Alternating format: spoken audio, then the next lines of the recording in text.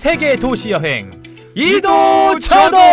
안녕하세요, 이도저도 MC JJ입니다. 네, 안녕하십니까. 글로벌 커뮤니케이터 브라이언 정입니다. 야, 근데 저희가 이제 녹음하는 이 시점도 그렇고 네. 올해가 정말 이제 다 갔어요. 그렇습니다. 2010년대의 마지막 해가 지나가고 있습니다. 그런데 사실 2020년대의 시작은 2021년부터인데 사람들은 숫자의 의미를 두기 때문에 2020년을 실질적인 2020년대의 시작으로 보고 있는 것이죠. 아, 그럼 원래대로면은 2020년, 2010년대에 포함이 되는 거예요? 그렇습니다. 하나, 둘, 셋, 넷, 다섯, 여섯, 일곱, 여덟, 아홉, 열에 끝나니까요. 그렇구나. 그렇습니다. 근데 이제 2020년, 2020이 되니까 앞에 이자가 보이니까 2020년대로 생각을 하는 것이죠. 그냥 뭐 보통 생각하기에는 뭐 2020년대라고 하니까 그렇습니다. 2020년대를 치도록 하겠습니다. 네. 벌써 2020년대면 야, 어렸을 때 2020년대 같은 경우는 네. 진짜 먼 미래에 막 자동차 날아다니는 그런 때인데. 그렇습니다. 근데 네. 아직까지 뭐 자동차는 날아다니지가 않고 있고요. 그러니까요. 그것만큼은 좀 늦은 것 같아요. 그렇습니다. 네. 그래서 작년에 그 나가사키 편으로 시작을 했는데 벌써 25개 도시를 넘었다는 사실 자체가 벌써 그래요? 예, 제 스스로 정말 대단하다라는 그런 생각이 들고요. 이렇게 하다 보니 그 지난달에 11월에 추천 팟캐스트로 선정이 되어서 맞아요. 구독자 수가 오늘 기준으로 벌써 2,000명이 넘지 않았겠습니까? 현재 지금 엄청납니다. 근데 많이 빠졌어요. 그렇습니다. 이게 구독을 하셨다가 네. 싹 사라진 분들이 많이 계시긴 한데. 그렇습니다. 한때는 뭐 저희가 뭐 순위권 안에 진짜 탑 몇 가지 들었었죠? 그렇습니다. 탑 뭐 종합 순위로 80위까지 올라갔고 네. 정말 그 3일천합니다. 그 분류별로 따졌을 때는 거의 탑 10 안에 들어가지 않았습니까? 그렇습니다. 탑 10 안에 들어가고 깜짝 놀랐어요. 그리고 그 우리 오디오 클립에는 저희가 1000명을 넘어서 그렇습니다. 오디오 클립은 1000명 넘었고요. 정말 참 이렇게 청취자님들이 정말 알아주시니 더 열심히 해야겠다는 생각밖에 안 납니다. 구독자가 이렇게 뭐 주는 경우도 있지만 앞으로 더 늘어날 거라고 그렇게 희망적인 생각을 해봅니다. 저희가 몇 천 명이 이렇게 듣는 방송이 또 됐군요. 그렇습니다. 열심히 해보도록 하겠습니다. 네, 열심히 해보도록 하겠습니다. 자, 오늘은 어딜까요? 지난번에 우리가 중국 시안으로 갔었는데 그렇습니다. 중국 간 김에 한 번 더 가셔야죠. 그렇습니다. 네. 정확히 보셨고요. 네. 중국이 너무 커서 한 도시만 하고 떠나는 것이 너무 아쉬워서 한 군데를 더 찍고 가도록 하겠습니다. 어디죠? 바로 그 상하이입니다. 역시 중국 하면 네. 상하이 아닙니까? 상하이. 그렇습니다. 상하이입니다. 상하이 트위스트. 네, 서른도 씨의 상하이 트위스트. 서른도 씨가 네. 그 옷을 환복할 때 어떻게 갈아입는지 아십니까? 어떻게 갈아입으시나요? 상하이 그렇게 갈아입는다고 그 하세요. 상의 하의. 그렇습니다. 네. 정말 지난 100년간 상하이가 이루어낸 업적은 정말 대단한 것이고요. 네. 그 상전벽해다 아니면 황골탈퇴다 등의 어떤 상하이를 표현하는 그 고사성어인가요? 그런 성어들이 참 많고 그리고 동방의 빛이다. 21세기 아시아의 신천지다라는 그런 표현을 합니다. 그래서 160년 전에는 이게 작은 어촌 마을에 불과하던 도시가 지금은 미국 뉴욕의 맨하탄과 어깨를 겨주는 그런 초거대가 된 거 아니겠습니까? 네. 그런데 사실 상하이는 주변의 그 항저우나 수저우 같은 도시와는 비교할 수 없을 정도로 낙후된 그런 도시여서 상하이 사람들을 한때는 정말 그 상하이 촌놈이다. 촌놈이라고 이렇게 불렀다라고 합니다. 그런 오명을 쓰고 살았던 그런 이제 상하이 사람인데 지금은 뭐 이제 그렇게 했다가는 큰일이죠. 상하이가 항저우를 압도하고 수저우를 압도하니까요. 그런데 안편 전쟁 이후부터 영국이 그 상하이에 주둔하면서부터 정말 상하이는 전 세계로 그 이름을 이렇게 알리게 된 것이죠. 상하이가 좀 대단하다는 건 알고 있는데 상하이는 얼마나 가보셨어요? 네, 저는 상하이를 그 5번이나 갔고요. 5번에 가셨어요? 그렇습니다. 야. 상하이를 제가 너무 좋아해서 갔습니다. 우리나라에서 갈 때 얼마나 걸리나요? 우리나라에서 갈 때는 한 2시간 반 정도 걸립니다. 그렇게 먼 거리는 아니고요. 중국 그 영토를 따졌을 때 어느 정도 위치에 있습니까? 그 우리나라보다는 위도상으로 아래고 그 칭다오 산둥반도를 아래로 쭉 내려가다 보면 그 상하이가 나오게 되는 아래쪽에 것이죠. 있구나. 그렇습니다. 그래서 지금 상하이의 기온이 한국보다는 한 5도에서 6도 정도 높은 것으로 알고 있습니다. 더 따뜻하고. 그렇습니다. 그렇군요. 그래서 제가 그 제일 처음 갔을 때는 2001년도였는데 그때는 참 신기했습니다. 한국과 일본을 제외한 아시아에도 이렇게 현대적인 도시가 있을까?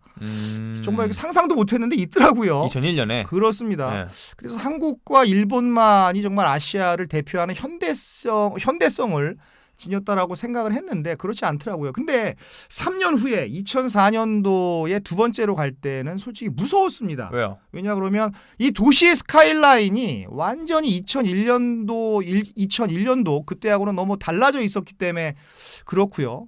정말 내가 사는 서울의 변화는 상하이의 이런 변화에 비하면 정말 세 발이 피었다. 아니 3년 만에? 3년 만에 정말 대단한 어떤 마철루가 막 서 있었고요. 네. 순식간에 어떻게 이렇게 상전벽해가 이렇게 일어날 수가 있을까 이런 생각을 했고요. 그리고 나서 2008년도에 갈 때는 정말 이곳이 아시아를 대표하는 글로벌 도시다. 제가 인정을 안 할래야 안 할 수가 없었고요. 그리고 2017년도에 그 네 번째로 가니까 한국보다 물가가 비싼 나라가 되어 있는 겁니다. 제가 들었어요. 물가가 네. 우리보다 비싸다고. 그렇습니다. 아니, 어느 정도로 그러니까 뭐 이태원의 맥주로 비교를 하면은요. 네. 이태원 맥주보다 더 비싼 거예요. 집에서 맥주를 하시는구나. 네. 예. 음식도 더 비싸고요. 그리고 이제 지난달에 또 갔을 때는 이제는 정말 뭐 이 페이를 물건 사고 요즘 돈 낼 휴대폰으로 때. 다 결제하잖아요. 그렇습니다. 네. 뭐 위챗페이, 알리페이는 기본이고 지금 이미 안면 인식 페이, 안면 인식으로 안면 그 인식으로 결제를 하는 그런 게 실험되고 있더라고요. 아니 그럼 휴대폰을 넘어서서 이제 아예 얼굴로 결제하는 거예요? 그렇습니다. 정말 이제 완전한 IT 도시가 되어가고 있다. 영화예요, 영화? 느낌이 들었고요. 그런 것 같습니다. 정말 저는 깜짝 놀랐어요. 그럼 막 성형해가지고 막 사기치는 경우도 생기겠다. 네. 나중에. 근데 또 그게 인공지능이 그 네. 성형하는 것을 또 잡아낸다라고 합니다. 제가 물어보니까. 아, 진짜요? 예, 스스로 학습을 해갖고. 와 신기하네. 성형을 아무리 해도 네. 그게 이렇게 학습 효과가 있어가지고요. 그것을 잡아낸다라고 하니까 정말 대단한 거고. 네. 정말 그 푸동지구의 고층 빌딩가만으로는 그 미국의 최대 도시 뉴욕과 정말 자웅을 겨룰 만한 그런 도시가 됐고 네. 정말 그 빌딩 숲에서 마천루의 숲에서 그 도시의 분위기를 결정짓는 그 나중에 말씀드리겠지만 동방명주탑이 없으면 여기가 정말 미국인지 중국인지 그 착각이 들 정도로 정말 동방명주탑을 보고 여기가 그나마 상하이구나 라는 그런 생각이 들 정도로 엄청난 정말 마천루 군이 생긴 것이죠. 아니 진짜 그게 없으면은 딱 봤을 때 이게 진짜 헷갈릴 정도예요. 네, 정말 어떤 사람이 여기 찍어가지고 네. 여기 정말 그 이렇게 뉴욕을 잘 모르시는 분한테 나 뉴욕 갔다 왔다 이렇게 사기를 쳐도 될 정도로 햄버거 같은 거 들고 딱 찍으면 그렇죠.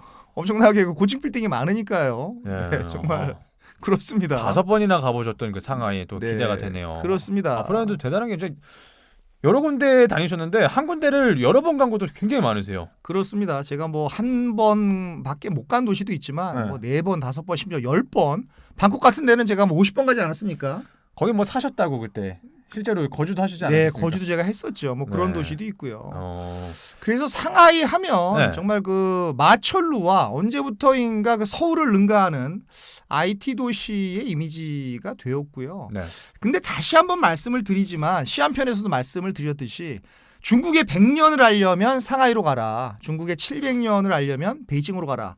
그리고 중국의 3000년을 알려면 시안으로 가라라는 말이 있는데 네. 정말 지난 100년간의 중국의 역사를 보러 오늘 우리가 상하이로 가는 것이 되겠습니다. 그러면은 긴 역사보다는 요 짧게 가는 거겠네요. 그렇습니다. 네. 그래서 상하이는 뭐 역사를 말하는 것보다 기라성 같은 역사 도시가 너무 많기 때문에 네. 정말 상하이 안에 있는 수많은 명소들을 위주로 해서 진행하도록 하겠습니다. 좋습니다. 또 역사에 많이 약하기 때문에 네. 또 반가운 소리네요. 그렇습니다. 또 흥미진진한 또 이야기가 나올 것 같은데 네. 그럼 상하이에 대해서 한번 풀어주시죠. 어떤 도시입니까? 네, 그 상하이는 그 양쯔강 하구에 있는 중국 최대 도시입니다.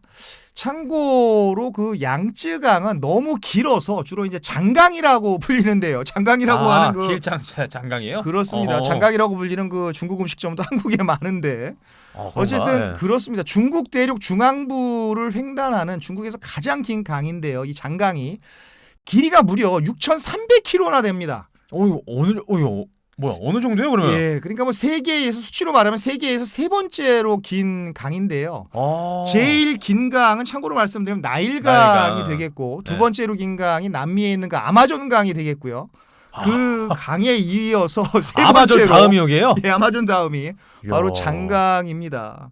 그래서 이렇게 대륙을 횡단하는 긴 강의 장강의 가장 끝부분에 바다로 나아가는 부분에 상하이가 있는 것입니다. 그래서 이 장강이 티벳 고원에서 발원을 해서 굽이 돌아서 동중국해로 빠져나가는 바로 그 지점에 상하이가 있는 것입니다. 어. 참고로 말씀을 드리면 그 길이를 위해서 길이가 어느 정도 긴가를 알기 위해서 한강의 길이가 494km입니다. 한강이 그 네. 긴 한강이 그 긴 한강이 10배도 훨씬 넘는 거네. 10배도 훨씬 넘고 네. 한반도에서 가장 긴 강이 압록강인데요. 북한에 있지만 압록강인데 압록강이 800km가 조금 넘는 걸로 알고 있어요. 야, 그러니까 뭐 압록강보다도 뭐 그야말로 9배 정도 거의 그렇게 7배 정도 8배 정도 긴 거죠. 잽이 안 되네요. 잽이 안 됩니다. 진짜 그 중국은 이런 수치로는 진짜 어떻게 범접할 수가 뭐 없는 거죠. 넓이, 길이, 크기로는 네. 중국을 진짜 어떻게 말씀드려야 될까요? 중국하고 비교할 수 없는 것이죠. 와, 중국은 정말 타의 추종을 불허하는 이런 표현을 이렇게 오래된 표현을 쓸 수밖에 없는 그런 나라가 중국입니다. 이 영토가 작은 나라에 있는 사람으로서 그 큰 영토에 살면 진짜 어떤 느낌일까 좀 진짜 모르겠어요. 그렇습니다. 그래서 참고로 말씀을 드리면 상하이의 인구는 2,500만 명이 넘고요. 상하이의 인구만. 예. 그리고 중국의 4대 직할시 중에 한 도시입니다. 그래서 중국의 4대 직할시를 말씀을 드리면 베이징이 있고요. 천진이 있고요. 네. 충칭이 있고요. 그리고 상하이입니다.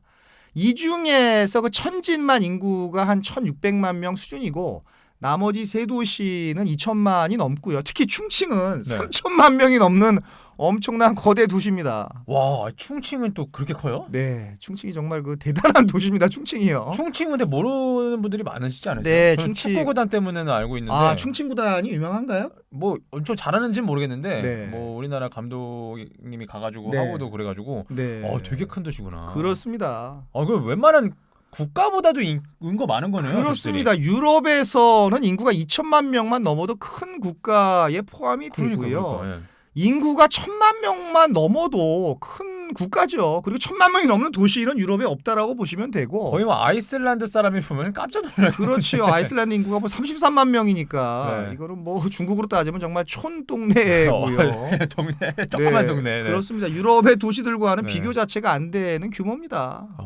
그럼 상하이 면적이 어느 정도 되는 거예요? 상하이의 면적이 참고로 말씀을 드리면 서울의 면적이 605제곱킬로미터인데 네. 상하이의 면적이 무려 6,340제곱킬로미터니까 엄청나네. 산술적으로 거의 뭐 11배, 10.5배에 달하는 엄청난 크기인 거죠, 면적이. 전 그나마 다행이네요. 저는 뭐 한반도 이상인가 싶어가지고 네. 그 정도는 아니네. 예, 한반도까지는 안 되고요. 네. 그래서 상하이는 중국의 그 대외 개방 정책의 어떤 대외 개방의 상징이고 네. 또 현대 중국을 이해하는 열쇠라고 해도 과언이 아닙니다. 또 상하이의 1인당 GDP는 이미 2만 불을 훌쩍 넘어버렸습니다. 다른 중국 도시들의 그 평균의 2배가 넘는 것이고 중국 평균이 이미 1만 불이 넘었다라고 하는 것도 대단한데 상하이의 GDP가 2만 불이 넘었다라고 하는 것은 정말 대단한 겁니다. 정말 대단해. 아니 그러면 우리나라를 따라잡겠는데요? 우리나라가 지금 네. 1% 이런 식으로 1%대의 경제 성장을 해 나가고 네. 중국이 많이 떨어졌음에도 불구하고 정말 6%대, 6.5%, 뭐 6.7% 이상의 경제 성장을 계속 해 나간다면 네. 한 5, 6년 정도 후면 따라잡히지 않을까 그렇게 생각을 하고 실제로 많은 경제학자들이 그렇게 예상을 하고 있습니다. 그런 예상이 나오고 있네요. 네, 벌써 나오고 있습니다. 좀 뭔가 안타까운데 이러면. 네, 우리도 분발했으면 좋겠네요. 그렇습니다. 대한민국 경제 화이팅 한번 외칠까요? 대한민국 경제 화이팅! 화이팅! 경제 방송이 아닌데. 네. 시한편에서 왕조 이야기를 쭉 했었고 네. 여러 가지 테마 일을 했었으니까 이번에는 바로 도시 여행 네. 들어가 보시죠. 그렇습니다. 이미 시한편에서 왕조 얘기도 했고 여러 가지 얘기를 했기 때문에 네. 뭐 역사 얘기를 여기서 다시 한번 하는 거는 좀 큰 의미가 없을 것 같고요. 상하이의 역사는 그냥 군데군데 장소를 설명하면서 조금씩 소개하는 것으로 하고 네. 그렇게 진행을 해보도록 하겠습니다. 네, 그럼 오늘도 역시 간단하게 교통부터 한번 시작해 보시죠. 그렇습니다. 교통은 뭐 필수적이니까 간단하게 알고 가야 되는데 네. 간단히 상하이의 교통을 설명을 드리면 역시 지하철입니다. 지하철 괜찮아요? 예, 물론 중국에서 가장 복잡한 그런 상하이 지하철이지만 네. 1993년에 1호선을 개통을 했습니다. 그래서 1999년까지는 2개 노선밖에 없었는데 지금은 무려 17개 노선이 있습니다. 그래서 맞네. 1호선부터 13호선이 있고요. 그리고 16호선이 있고 17호선이 있고 그리고 푸장선이라고 하는 선이 있고요. 그리고 공항철도인 그 마글레브 선이 있고요. 가운데 빠진 그 14호선, 15호선, 그 18호선이 내년에 개통할 예정입니다. 그러니까 뭐 그렇게 되면 뭐 20몇 개가 넘는 거죠. 와. 엄청난 뭐 호선이 있는 거고 네. 현재까지의 지하철 길이만 644km입니다. 이게 어느 정도지? 네, 참고로 말씀을 드리면 1974년 8월 15일에 개통한 서울 지하철이 현재 기준으로 352km니까 훨씬 긴 길구나. 지하철 길이를 갖고 있는 것이고요. 뭐 영토가 뭐 도시 자체가 네. 10배가 넘으니까 우리 서울에. 그렇습니다. 참고로 말씀을 드리면 세계에서 가장 긴 지하철을 보유한 도시가 되겠습니다. 1등이요. 서울은요, 그러면? 예, 서울은 그 세계 8위입니다. 어우, 그래도 엄청나네요. 그렇습니다. 그것도 대단한 거고요. 10위권 안에 드는 거고요. 네. 참고로 말씀을 드리면 2017년 기준으로 지하철 길이 순위 톱 20 중에서 네. 중국에 9개 도시가 있다라고 하는 겁니다. 진짜? 예. 그냥 와. 길이로 따져서 중국의 9개 도시가 네. 톱 20 안에 들어가는 그런 길이를 가지고 있다. 땅을 그냥 어마어마하게 파셨구만. 그렇습니다. 힘들겠다. 네. 정말 대단한 곳이죠. 그럼 그 일일권 같은 게 있나요? 네, 1일권도 있고요. 상하이에서 지하철을 타려면 1회권은 그 3위안이고요. 그리고 이제 1회권이 1일권이 18위안이고 네. 3일권이 45위안짜리가 있습니다. 그래서 이렇게 뭐 거기 사람이 워낙 많아서 줄을 길게 서야 되니까 그 이렇게 3일권, 1일권을 사셔서 네. 이렇게 이용하시면 그 좋을 것 같습니다. 일일권은 우리만 없는 것 같아요. 그러니까 어떤 분은 뭐 1일권이 있다라고 하는데 저는 있어요? 뭐 제가 1일권을 한국에서 있나? 안 써봐서 그런지 제가 외국인이 아니라서 그런지 저는 제가 뭐 안 한국에서 1일권을 쓸 필요가 저도 한번 없으니까요. 알아보도록 하겠습니다. 그럼 1위안이 얼마였죠? 1위안이 지금 한 170원 정도 되니까요. 170원. 예, 곱하기 3위안 하면 괜찮네. 네, 괜찮습니다. 이거 환승은 어떻게 우리처럼 잘 네, 되나요? 근데 너무 복잡해가지고 저 환승 시스템을 제가 좀 이렇게 배워왔는데 네. 이게 노선마다 좀 다릅니다. 그리고 노선과 노선 사이 길이가 너무 길어서 네. 어떤 데는 뭐 굉장히 오래 걸어야 되고 어떤 데는 그냥 곧바로 환승되는 데가 있고 이게 좀 환승 체계가 우리나라의 환승 체계를 능가하는 지하철은 없는 것 같습니다. 혹시 우리처럼 네. 버스랑 지하철을 왔다 갔다 하는 경우를 보셨나요? 제가 상하이에서 버스를 안 탔기 때문에 네. 저는 뭐 외국 나가서 버스를 타는 일이 없어서 버스하고 지하철의 환승은 제가 상하이에서 경험을 못 해봤습니다. 저는 무조건 지하철 아니면 튼튼한 다리 그 두 가지로 저는 다녀왔습니다. 근데 혹시 저 궁금하네. 네. 다른 나라에도 이렇게 지하철과 버스가 환승이 되는 곳을 알고 계시면 댓글로 좀 달아주시면 좋습니다. 감사하겠습니다. 네, 제가 바르셀로나에는 그렇게 되는 걸로 알고 있는데, 바르셀로나에서 예, 그 유럽 도시는 있는 걸로 알고 있는데 그래도 댓글을 많이 다다익선입니다. 궁금하네요. 댓글은 달아주시면 또 감사하겠습니다. 댓글을 또 많이 달아주시더라고요. 그렇습니다. 너무너무 감사한 마음이 막 생깁니다. 네. 그럼 택시는 혹시 어떤가요? 근데 택시도 있는데 네. 저는 상하이는 지하철로 충분할 것 같고요. 그리고 아직 뭐 일부지만 상하이에는 그 외국인에게 그 바가지를 씌우는 정말 매드 택시 드라이버가 꽤 있습니다. 그렇게 성장하고 있는데 그러면 안 되지. 그렇습니다. 그래서 뭐 택시는 정말 조심해서 타야 될 것 같고 저는 뭐 택시를 뭐 안 탔습니다. 뭐 지하철로 충분하니까요. 네. 그래서 역시 그 지하철 그 많은 노선에서 정말 그 지도 노선도를 보고 이게 다니는 그런 맛도 있으니까요. 자. 지하철을 강추를 합니다. 지하철과 튼튼한 다리로 다녀보셨던 그 상하이 여행 떠나보도록 하겠습니다. 네, 좋습니다. 네, 상하이에 도착을 했습니다. 네. 자, 이제 어디부터 봐야 될까요? 네, 상하이는 볼 것이 너무 많아서 고르기가 참 어려웠습니다. 그럼에도 불구하고 전적으로 제 기준으로 한번 골라봤습니다. 네. 처음으로 갈 곳은 바로 와이탄입니다. 그 와이탄? 자타공이 상하이 최고의 명소이면서 장소고 네. 상하이 여행의 하이라이트라고 해도 과언이 아니고요. 정말 상하이에서 딱 한 군데를 보라면 저는 당연히 와이탄을 꼽겠습니다. 뉴욕에서 맨하탄 5번가를 딱 한 군데만 본다면 뉴욕에서 맨하탄 5번가를 본다면 상하이에서는 그 와이탄을 봐야 된다고 저는 생각을 합니다. 탄탄이네. 네. 맨하탄 와이탄. 네. 그러고 보니까 이름이 멋있네요. 와이탄. 같은 탄자네. 네. 진짜 어떤 곳이지 이게? 그러니까요. 이게 와이탄이라고 하는 것이 우리 발음으로 외탄인데 네. 외국인의 강변이라는 그런 뜻입니다. 그래서 중국 현대의 역사와 정말 상하이 무역의 황금기를 대변하는 그런 강변이라고 보시면 되고요. 네. 우리가 홍콩 편에서 이야기했던 아편 전쟁 후에 중국과 영국은 1842년에 난징 조약을 맺게 되는 거 아니겠습니까? 그래서 이 난징 조약으로 중국은 상하이를 포함해서 5개 항구를 개항하게 됩니다. 이때부터 상하이에 이제 막 서양 사람들 몰려오고 서양의 자본이 급격하게 유입되는 것이죠. 근데 자본이 오니까 당연히 뭐 사람이 오겠죠. 돈이 들어오니까요. 그렇죠. 그러다 보니까 뭐 외국인 인구도 뭐 기하급수적으로 이제 막 늘어나게 되는데 이때 우리가 말하는 그 상하이 조계지가 생기는 것인데요. 간단히 말씀드리면 외국인 거주 지역인 겁니다. 이 조계지라고 하는 것은 네. 이 개항장에서 외국인이 자유로이 거주를 하면서 통상을 하고 가장 중요한 치외 법권을 누릴 수 있도록 설정한 지역을 말하는 겁니다. 네네네. 그래서 이 당시에 그 상하이 조계지가 생기는 것이고요. 이러면서 이제 와이탄 지역이 정말 중국의 정치 진짜 경제의 중심지가 그 당시에 되었던 것이죠. 그래서 1800년대 중반부터 이렇게 유럽 열강이 지어놓은 그 고딕 양식, 바로크 양식의 건물이 정말 뭐 낭만적인 자태를 뽐내면서 야경을 책임지고 있고요. 어떤 분들은 정말 유럽같이 보인다 이렇게 말씀하시는 분이 있는데 저도 정말 유럽같이 보였고요. 네. 그 바로 앞에 이제 흐르는 게 이제 황푸강인데 이 황푸강을 따라서 조성된 정말 1.5km의 산책로라고 보시면 되고 시원한 그 강바람을 이렇게 맞으면서 건너편에 또 푸동지구가 있지 않겠습니까?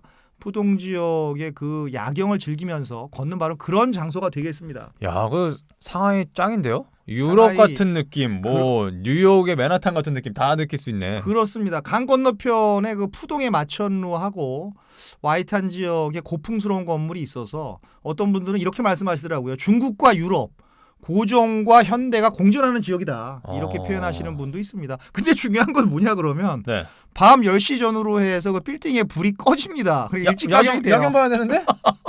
야경을 밤 10시 이후에 못 봐요? 예, 그러니까 밤새 켜놓으면 좋은데 응. 이게 밤 10시 그 전후로 해서 이게 빌딩에 불이 하나씩 꺼지거든요. 야, 너무 일찍 끈다. 1시간은 더 있어야지. 그래서 야경을 즐기시려면 한 7시부터 10시 사이에 거기에 계셔야 된다라는 겁니다.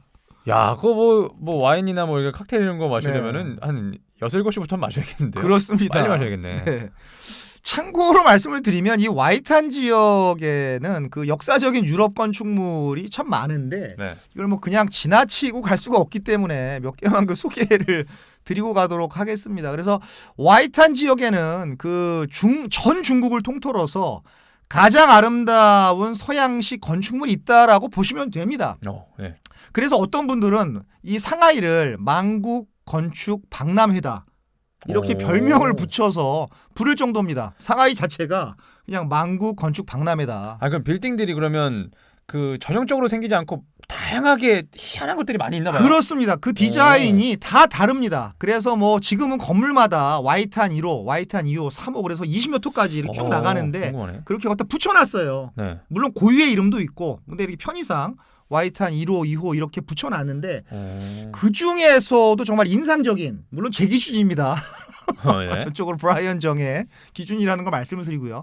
제 기준으로 선정을 해봤는데 그 와이탄 2호 빌딩이 있습니다. 그게 이제 상하이 클럽 빌딩인데요. 원래 이름이. 혹시 그 클럽이 아니죠? 그 클럽 맞습니다. 옛날엔 그 클럽이었습니다. 그 클럽이었어요? 네, 요즘같이 홍대 클럽 그런 클럽은 아니지만 네. 이 사람들이 와서 즐기는 그런 클럽이 맞고요. 1910년에 건축이 되었고요. 그 식민지 시대 영국의 부호들이 놀던 그런 클럽 빌딩이 되겠습니다.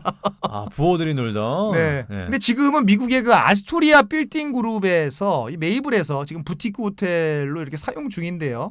그리고 호텔이다 보니까 로비까지는 물론 묵으면 되는데 비싸겠죠. 네. 근데 로비까지는 들어가 볼 수가 있고 그런데 참 재미있는 게 1990년부터 1996년까지 이 와이탄 2호 이 건물을 그 KFC가 입점해서 이렇게 사용했다고 합니다. 켄터키 프라이드 치킨. 네, 그래서 중국 사람들은 이게 컨더지 빌딩이라고도 부릅니다. 컨더지. 컨더지가 뭐예요? 예, 중국 발음으로 이 컨더지가 켄터키입니다. 켄터키 프라이드 치킨. 그래요? 네. 켄터키를 컨더지라고 이렇게 부르는데요.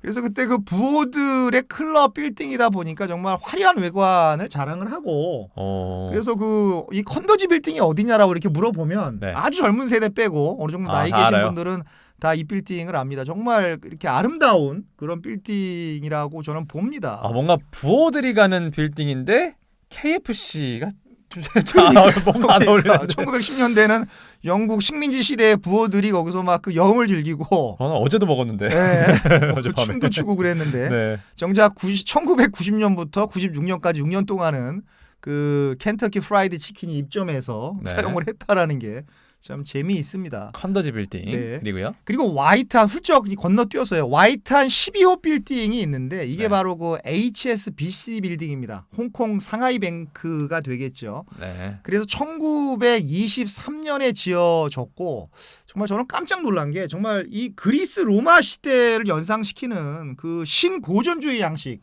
우리가 부다페스트 편에서 많이 했던 신고전주의 양식이고 웅장한 빌딩입니다. 빌딩이 그래요? 네. 그래서 최초의 소유자가 그 홍콩 상하이 은행이어서요.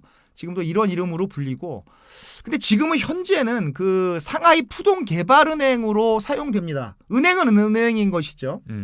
그래서 네. 이 그 12호 빌딩, 와이탄 12호 빌딩도 너무 아름답고 밤에 조명이 확 비추면 너무 몽환적인 아름다움이 있는 그런 빌딩입니다. 근데 은행으로 사용된 빌딩은 네. 우리나라에서도 계속 은행으로 사용되지 않나요? 어떤 돈과 연관된 것은 계속 돈과 연관되어지는 그런 경향이 있는 그런가? 것 같습니다. 네네.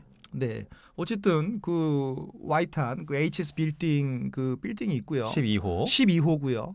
그리고 이제 와이탄 13호 빌딩이 있는데 이게 커스텀스 하우스입니다. 세관 빌딩입니다. 네. 상하이 세관 빌딩인데 1927년도에 지어졌습니다. 지금도 아. 세관으로 사용되고 있어요. 다 오래됐네. 그러니까요. 이것도 참 재미있는 게 그때 세관으로 사용된 게 지금도 세관으로 사용되고 있다라는 겁니다.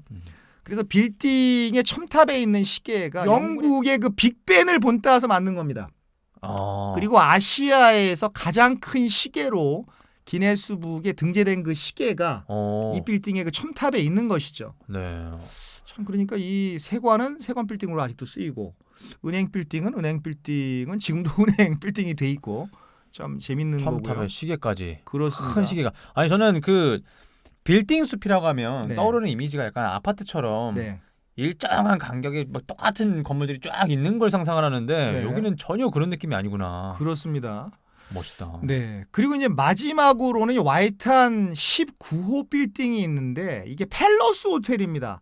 1906년에 지어졌고요. 이게 붉은 벽돌로 지어져서 굉장히 독창적인 아름다움을 뽐내고 있고요. 네. 여기서 그 유명한 1911년에 그 유명한 신의 혁명의 주역이었던 순원이 중화민국 총통으로 취임했던 그 취임식이 열렸던 장소로도 너무 유명하고 또 빌 클린턴 대통령도 이 호텔에서 묵었다라고 합니다. 근데 지금은 2013년도에 스위스의 그 시계 회사 스와치 그룹에서 인수해서 역시 그 부티크 호텔로 운영 중입니다. 부티크 호텔로. 네. 뭔가 어울리네. 스위스가 또 빨간 국기잖아요. 그렇습니다. 또 붉은색 또 벽돌이니까 또 뭔가 어울린다. 네, 원래는 그 팰러스 호텔이었고요. 네. 그래서 뭐 건물은 와이탄에 있는 건물은 요 정도만 하면 될 것 같고 뭐 더 하나하나씩 다 보다가는 정말 상하이 건물 편이 될 것 같아서 와이탄에 있는 것은 제가 4개 정도 이렇게 선정을 해봤습니다. 재밌네요, 그래도. 그렇습니다. 건물만 얘기했는데도. 네, 그 와이탄 지역의 명소를 조금 더 하자면 그 와이탄 북쪽에 그 황푸공원이라고 있습니다. 이 황푸공원은 1868년도에 그 외국인을 위한 그 공원으로 만든 것인데 네. 여기에 그 유명한 문구가 있죠. 정말 1928년까지 이 황푸공원에 중국말로 이제 황푸공위엔이라고 하는데 입구에 이런 말이 있었죠.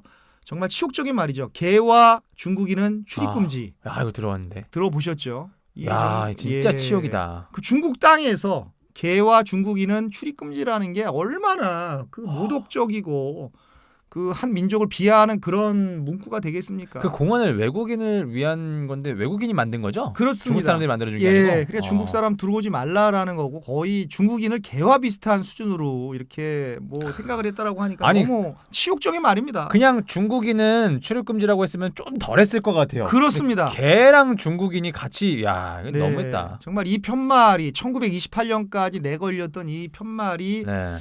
아픈 역사의 단면을 보여주는 거고요. 정말 그 서구 열강에 당한 치욕의 역사를 잘 보여주는 그런 공원이 되겠습니다. 근데 앞으로는 제 생각에는 상하이가 어떤 식으로 변해갈지 모르겠지만 네. 이 공원 입구에 이렇게 붙지 않을까 싶어요. 이 비유적으로 표현을 하면 네. 개와 돈 없는 서양인은 출입 금지. 야, 벼르고 있겠네. 네, 오히려 서양인이 더 가난해져가지고 아. 예전에는 개와 중국인 출입 금지라고 썼는데 지금은 개와 그냥 서양인까지는 괜찮은데 돈 없는 서양인은 출입 금지 이렇게 이런 편말이 생길 것 같은 이런 네. 상상도 좀 해봤고요. 진짜 우리가 한번 잘 살기만 해봐라 약간 이렇게 벼르고 있을 것 같아요. 그렇습니다. 네. 그래서 이런 상상의 기저에는 정말 그 당시에 폭군처럼 군림했던 어떻게 생각해야 될까요? 서양에 대한 조그만 복수심이 좀 이렇게 있을 것 같은 뭐 그런 느낌을 저는 인정을 할 수밖에 없습니다. 그럴만하네요. 그렇습니다. 네. 그리고 황푸공원에서 조금만 더 걸으면 그 웨백 도교, 이 중국 발음으로는 그 와이바이 두차오라고 하는데 여기 성조가 들어가야 되겠죠. 그래서 어떻게 그래서 저는 성조를 모르니까 웨백도교라고 할 수밖에 없습니다. 이걸 와이바이 와이바이 두차오 뭐 이건 이런 건 좀 아닌 것 같고 어디서 많이 들어본 노래인데. 두차오 모르겠어요. 네. 라는 중국 최초의 그 철교가 나옵니다. 중국 최초의 철교인데 네. 이게 그 당시에 영국의 무역회사 직원이었던 그 찰스 윌스가 제안을 해서 이게 지어졌는데 그래서 어떤 사람들은 이게 윌스 브릿지다. 영어 이름으로 그 사람 이름을 따서 그 찰스 윌스의 이름을 따서 윌스 브릿지라고 부르기도 하는데 이건 이제 영어 이름이고 아니, 웨백도교라고 많이 부르고요. 찰스 윌스 되게 좋겠다. 직접 네. 지은 게 아닌데 제안만 해가지고 그렇습니다. 자기 이름이 붙었네. 네, 뭐 제안을 잘하면 이런 행운도 온다라고 생각을 합니다. 네. 그래서 여기서 뭐 웨딩 촬영을 엄청 하고요. 또 여기서 야경 포인트인데 왜냐 그러면 황푸강의 양쪽을 다 볼 수가 있어요. 와이탄 쪽도 볼 수가 있고 또 이 푸동 쪽도 볼 수가 있고 또 결혼식 하는 것도 볼 수가 있고 네. 그러니까 뭐 일거양득을 넘어서 일거삼득을 올릴 수 있는 3득. 그런 다리가 있다. 이런 것들도 그 와이탄에 있다라는 것을 말씀을 드립니다. 다음은 또 어딘가요? 네, 다음으로 갈 곳은 그 난징 동루고요. 네. 그 중국어 발음으로는 이제 난징 뚱루라고 하는데 어떻게 보면 보행가입니다. 그래서 이제 그 풀 네임으로 하면 난징 뚱루 부싱제라고 하는데 상하이 여행의 그 출발점이라고 해도 정말 과언이 아니고요. 그 1km가 넘습니다. 1033m에 달하는 그 차 없는 거리가 되겠습니다. 아, 차가 안 다니는. 그렇습니다. 예. 그래서 길 양쪽에 뭐 쇼핑몰도 있고 호텔도 있고 음식점도 있고 카페도 있고 뭐 즐비하고요. 중국인하고 외국인들로 꽉 차서 정말 여기가 중국인지 외국인지 착각이 들 정도로 그런 분위기를 만들어내고 정말 왁자지껄합니다. 한국으로 따지면 어떻게 해야 될까요? 뭐 강남대로 정도라고 봐야 될지 명동으로 봐야 될지 잘 모르겠는데 저는 강남대로 쪽이 좀 맞다라고 봅니다. 강남대로면은 이게 넓은데 그렇게 넓어요, 거기가? 그러니까 뭐 그렇게까지 넓지도 않고 네. 그렇게까지 좁지도 않고 옛날에 조성된 거리니까요. 네. 그렇게 좁지도 않고 근데 분위기가 외국 사람도 많고 중국 현지 사람도 많고 근데 왁자지껄하고 근데 강남대로가 왁자지껄한가요? 네. 글쎄 왁자지껄인지 이게 네. 왁자지껄이라고 해야 되나? 예. 네. 시끄럽긴 하죠. 네, 아주 네. 굉장히 다채롭다라고 하는 데서는 그 공통점이 있고요. 중국 최초의 그 신장로라고 보면 됩니다. 신장로라는 것은 그 자동차가 다닐 정도로 넓게 낸 길을 우리가 신장로라고 합니다. 그래서 와이탄과 더불어서 상하이 최고의 야경을 볼 수 있는 그런 곳이고요. 어떤 마천루의 야경이 아니라 사람 사는 그런 야경을 볼 수 있는 곳이고 정말 입간판이 정말 대단히 화려하게 보이고 근데 이 와이탄이 건설되기 전부터 그 상하이 이 그 지금 난징 동루는요. 상하이 최고의 쇼핑가였다라고 합니다. 쇼핑의 전통을 계속 이어오는 거죠. 그래서 이 난징 동루가 조성된 이후부터 이제 외국인들이 뭐 애용하는 그런 쇼핑거리가 된 것이죠. 그 약간 느낌이 붉은 간판이 좀 많은가요, 혹시? 예, 아무래도 중국이다 보니까 간판이 붉은색을 좋아하는 것 같아요. 붉은 간판이 많고요. 그래서 1999년부터 차가 다니지 못하는 보행자 전용 거리로 만들었다라는 게 중요한 겁니다. 99년부터. 네, 중국에서 네. 차 없는 거리는 정말 그 당시에 조성할 때는 정말 파격적인 뉘셨다고 합니다. 우리도 차 없는 거리가 만들어진 게 많이 안 되지 않았나요? 그렇습니다. 뭐 99년? 대학로 정도 예전에 뭐 그런 걸로 기억이 되는데 뭐 신촌 정도. 저 시절에 신촌이 참 싹 네. 바뀌었었잖아요. 얼마 그렇습니다. 전에. 예. 네. 버스만 다닐 수 있게 만들어 놓고. 네. 그래서 뭐 깨끗해지고. 중국에서 차 없는 거리가 몇 개나 있는지 모르겠지만 그 1999년도니까 꽤 오래 전이죠. 그 전에 벌써 차 없는 거리를 조성을 했다라는 것이고 네. 그런데 참 재밌는 게 뭐냐 그러면 상하이 진짜 부자는 난징 똥류에서 안 놀고 이 다른 곳에 가서 논다라고 합니다. 근데 명성은 참 자자하고 뭐 그럼에도 불구하고 진짜 부자들은 다른 데 가서 놀고 그러니까 관광객을 위한 거리라고 보면 될 것 같습니다. 오히려 외국 사람들이 훨씬 많고. 네, 한국의 명동이 그렇지 않나요? 명동에 그쵸. 이렇게 외국인들이 더 많이 가잖아요. 한국 사람들은 안 진짜 가고. 언젠가 그런 느낌이에요. 명동 가면 전부 다 일본 사람이 진짜 많아요. 그렇습니다. 일본 사람이 많고 동대문 쪽 가면은 중국인들이 되게 많고. 네. 딱 뭔가 특색이 있어요. 그렇습니다. 그럼에도 불구하고 뭐 분위기는 너무 다채롭고 왁자지껄하고 너무 좋고요. 그 양끝, 그 처음 지점과 끝 지점을 이렇게 운행하는 그 미니 전기 전차도 있습니다. 돈을 좀 내야 되고요. 네. 근데 물론 뭐 그 현지인들은 많이 안 타고 관광객들이 주로 타고 여기에 그 애플 매장도 있습니다. 그래서 저는 뭐 애플 또 한번 자랑을 하면 그 11 또요? 프로를 또 자랑하시는 거예요? 이게 마지막입니다. 이게 다음 편부터는 절대 자랑을 안 하겠습니다. 아이폰도 이렇게 많이 자랑하는 사람 또 처음 봤네. 정말 이렇게 오래 자랑하는 사람도 그래서 아이폰 11 프로를 뭐 여기서는 안 샀습니다. 한국에서 샀습니다. 저는 아이폰 쓰는 분들 저번에 말씀드렸는지 모르겠지만 안타깝습니다. 네. 왜냐 한번 떨어지면은 아이고 깨져, 안 깨졌나 이렇게 보거든요. 네. 저는 막 던지거든요. 네. 그래서 저는 이렇게 범퍼 두꺼운 거 끼고 네, 다니시는. 두꺼운 거를 끼고 이렇게 다닙니다. 지금 아저씨 같이. 휴대폰은 마음 네. 편하게 들고 다니는 게 최고라고 봅니다. 네, 송구스럽습니다. 네. 다음 것도 한번 얘기해 주시죠. 네, 다음으로 갈 곳은 그 예원이라는 곳이고요. 네. 중국 발음으로는 위위안이라고 하고요. 그 명나라와 청나라의 대표적인 정원입니다. 가든이 되겠죠. 네. 그래서 인근 도시인 수저우에도 많은 정원이 있는데 그 수저우의 정원과 더불어서 강남을 대표하는 정원으로 손꼽히는 그런 곳입니다. 여기서 말하는 강남은 한국의 강남이 아니고 예. 중국에서 강남이라고 하는 것은 그 양쯔강 이남, 장강 이남을 얘기하는 것입니다. 그러니까 중국의 강남을 대표하는 그런 그 정원이라고 보시면 되고요. 1559년에 명나라의 관료였던 그 반윤단이라는 사람이 있는데 이 반윤단이 그 아버지인 그 반은의 안락한 노후를 위해서 무려 18년 동안 공사를 한 끝에 완공시킨 그런 그 가든이 되겠습니다. 정원이 되겠고요. 그런데 이게 식민지 시대에 식민지 시대는 참 언제나 참 암울한 것 같아요. 식민지 시대에 영국인들이 약탈을 해가고 그러다 보니까 폐허처럼 방치가 되다가 또 특히 1864년도에 그 상하이에 주둔했던 태평 천국의 난을 일으켰던 그 태평 천국군이 예원을 그 기지로 삼았다라고 합니다. 그래서 그 태평 천국군하고 청나라 군대하고 전쟁을 하면서 그 당시에 완전히 폐허가 되었던 것이죠. 참고로 말씀을 드리면 여기서 잠깐 태평 천국의 난에 대해서 설명을 드리면 그 과거 시험에 3번이나 낙방한 그 홍수전이라는 사람이 네. 꿈에서 계시를 받았다라는 거예요. 근데 어떤 계시를 받았냐 그러면 꿈 나왔어. 예. 그 자신이 하나님의 둘째 아들이다. 에? 그리고 예수님의 동생이다. 네. 이런 꿈을 꿨다라는 거예요. 그건 계시를 받았는지 아니면 개꿈을 꿨는지는 모르겠지만 그래서 이 홍수전이라는 사람이 그 도교하고 중국 전통 종교인 그 도교하고 기독교의 교리를 이렇게 혼합해서 그 배상제회라고 하는 종교 비밀 결사를 만들었고요. 네. 그리고 얼마 있다가 국가를 태평천국이다. 태평천국이다라는 이렇게 국명을 걸고 이렇게 나라를 세워버리니까 아니 그 청나라는 이제 뭐 말이 안 되는 거죠. 청나라 우리가 있는데 태평천국이라는 국가를 세워버리니까 그래서 태평천국군하고 청나라군하고 싸운 사건이 이 바로 태평천국의 난이 된 것이죠. 일종의 그 내전이 되겠습니다. 내전이군요. 그래서 1850년부터 1864년까지 무려 14년간이나 이 싸웠던 이 내전에서 2천만 명이 죽었다고 합니다.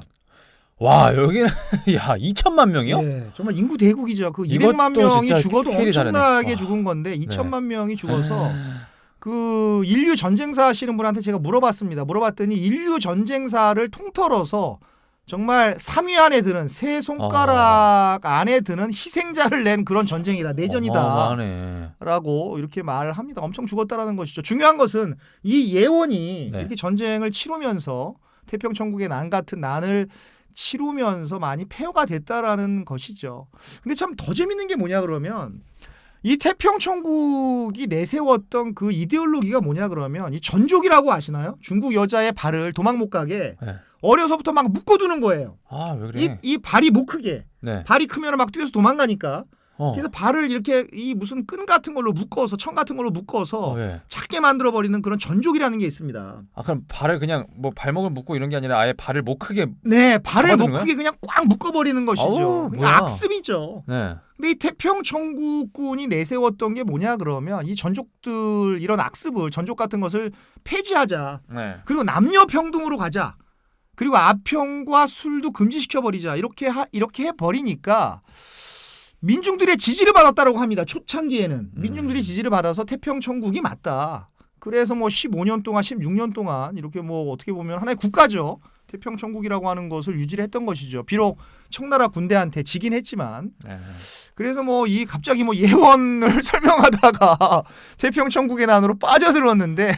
그리고 아예 빠졌는데 그것도 참 웃기네요. 그 아까 그 네. 꿈 얘기도 그렇고. 그렇습니다. 참 재미있는 것이죠. 아, 예수에게 형제가 있었다니. 그러니까요. 심지어 아시아 사람이었다니. 네, 그분이 그렇게 꿈을 꾼 거죠. 그래서 다시 뭐 제가 역사 얘기만 하면 흥분을 하는데 그러니까요. 목소리가 네, 다시, 점점 막 갈라지시고 막. 네, 다시 그 목소리를 가라앉히고 네. 다시 예원으로 가면 그래서 이렇게 폐허가 되었다가 그 1948년에 중화인민공화국이 그 건국이 현재의 중국이죠. 건국되면서 그 이렇게 다시 이제 한번 저 엄청나게 아름다운 정원을 되살려보자 이렇게 생각을 하게 됐고 1956년도에 그 대대적인 복구 작업을 시작하게 됐고 네. 그래서 원래는 엄청 컸었는데 원래 그 건축 당시의 크기의 반 정도의 크기로 이렇게 조정을 해서 그 일반에게 공개가 되었다라는 겁니다. 근데 어쨌든 그렇군요. 예원은 네. 꼭 가봐야 되는 그런 장소고 그래서 예원 안에는 여러 가지 그 건물이 있고요. 명소가 있는데 그냥 네. 떠나는 게 좀 아쉬우니까 그 와이탄과 마찬가지로 예원 안에 있는 명소를 몇 개만 소개를 하고 간단히 하겠습니다. 네, 뭐가 있습니까? 네, 간단히 소개를 하고 가겠습니다. 그 예원 안에는 그 구곡교라고 하는 다리가 있습니다. 근데 이 9개의 이 다리 이렇게 그러니까 어떻게 말씀드려야 되나요? 구곡교니까 9개의 각으로 이렇게 꺾여 있는 다리다. 이렇게 설명을 드릴 수가 있는데 근데 이게 한 번 꺾이고 두 번 꺾이고 세 번 꺾이고 꺾일 때마다 네. 예원의 풍경을 다른 각도에서 볼 수 있다라는 겁니다. 이해가 되시나요? 이렇게 아니, 한번 이해가 안 꺾고 되는데요? 안 되나요? 네. 이게 직선으로 가다가 한번 보고 꺾고 한번 보고 또 한번 꺾고 보고 또 꺾고 보고 그럼 되게 희한하게 그러니까 생겼네. 예, 그래서 구곡교입니다. 9번 꺾여서 구곡교예요.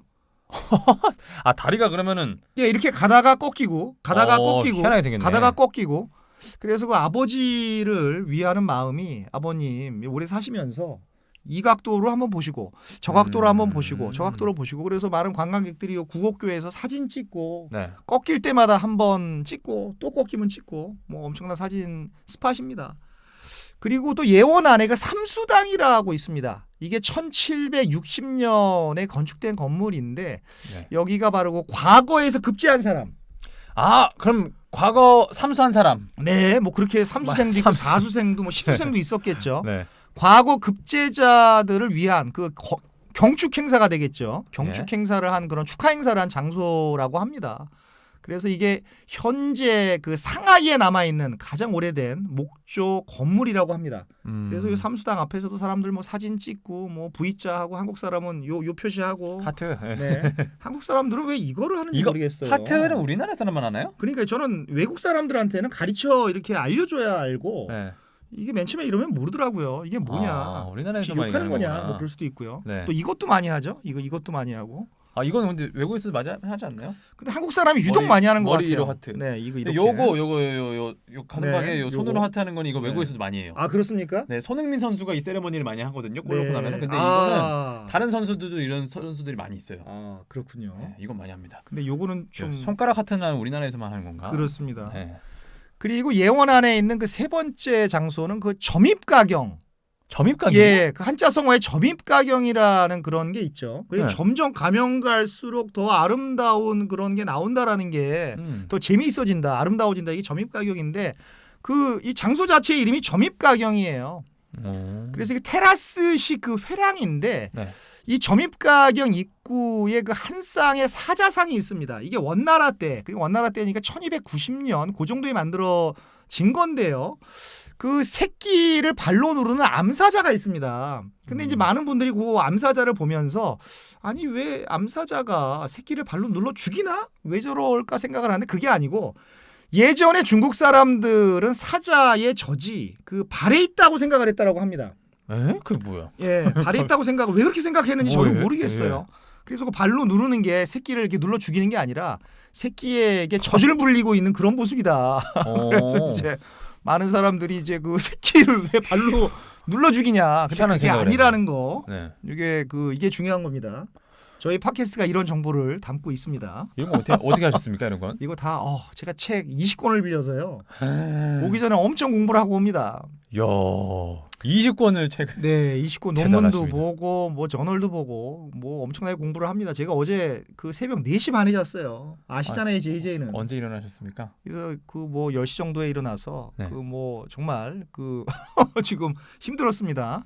네, 그리고 이제 뭐 만화루라는 건물도 있고 그 점춘당이라고 하는 건물도 있고 그 화조당이라는 데도 있고요. 어락수라는 데도 있고요. 뭐 회경루도 있고 뭐 기라성 같은 뭐 건축물이 엄청 있고요. 이거 다 보려고 한다면 시간 엄청 걸립니다. 예원도 뭐 반나절 이상 걸리고요. 네. 그래서 뭐 예원을 뭐 다 여기에 있는 건물들 뭐 점춘당, 어락수, 뭐 회경로 다 얘기하면은 오늘 퇴근 못 하니까 한 요 정도까지 하면은 될 것 같습니다. 어쨌든 알겠습니다. 예원이 네. 그 정말 중요한 명소 중에 명소라고 하는 것이 중요한 겁니다. 네. 더 있나요? 요 정도 하고 가시죠. 이 정도. 네. 네. 그리고 다음으로 갈 곳은 그 신천지라고 합니다. 그 신띠엔디라고 하는데요. 신천지요? 예, 어떤 뭐 종교 단체도 있나요? 아니 종교랑 관련이 네, 없는 겁니까? 종교하고 이거는? 전혀 관련이 네네. 없고요. 그 신천지하고는 전혀 관련이 없고 상하이 최고의 그 핫플레이스입니다. 글자 그대로 그 새로운 세계라는 그런 뜻이고요. 근데 중요한 것은 대한민국 상하이 임시정부가 그 요 근처에 있습니다. 5분 거리에 있습니다. 그래서 원래는 그 1920년대와 1930년대에 조성된 그 스쿠먼이라고 불리는 공동 주택 단지였습니다. 네. 참고로 말씀을 드리면 요 스쿠먼이라고 하는 것은 상하이만의 독특한 건축 양식이라고 보면 됩니다. 어떤 거죠? 그러니까 하나의 건물 안에 여러 개의 집이 모여 있는 그러니까 상하이식의 연립주택? 이거 아파트잖아요. 하나의 예. 건물을 근데 여러 개씩. 아파트는 아니고 층이 단층이니까 네. 단층 안에 요 가구가 있고 조 가구가 있고 많은 가구가 있는 것이죠. 단층에. 네. 뭐 2층짜리도 있는 것 같고요. 근데 3층은 제가 못 봤습니다. 그래서 회색과 주황색 벽돌로 주로 이루어져 있고요. 지금은 대부분 철거돼 가지고 오래된 골목에서나 찾아볼 수 있는 그런 주거 양식이 되겠습니다. 그래서 이 상하이 신천지는 그 1990년대 말에 상업지구로 지정이 되면서 그 재개발 예정지로 이렇게 선포가 됩니다. 그런데 그 재개발 예정지가 되면 대부분 철거하잖아요. 막 부셔버리고 하는데. 그렇죠? 근데 여기는 철거하는 방식이 아닌 기존의 집들을 그 보존하는 방식으로 개발이 이루어졌다는 게 중요한 겁니다. 이렇게 돼야죠. 그렇습니다.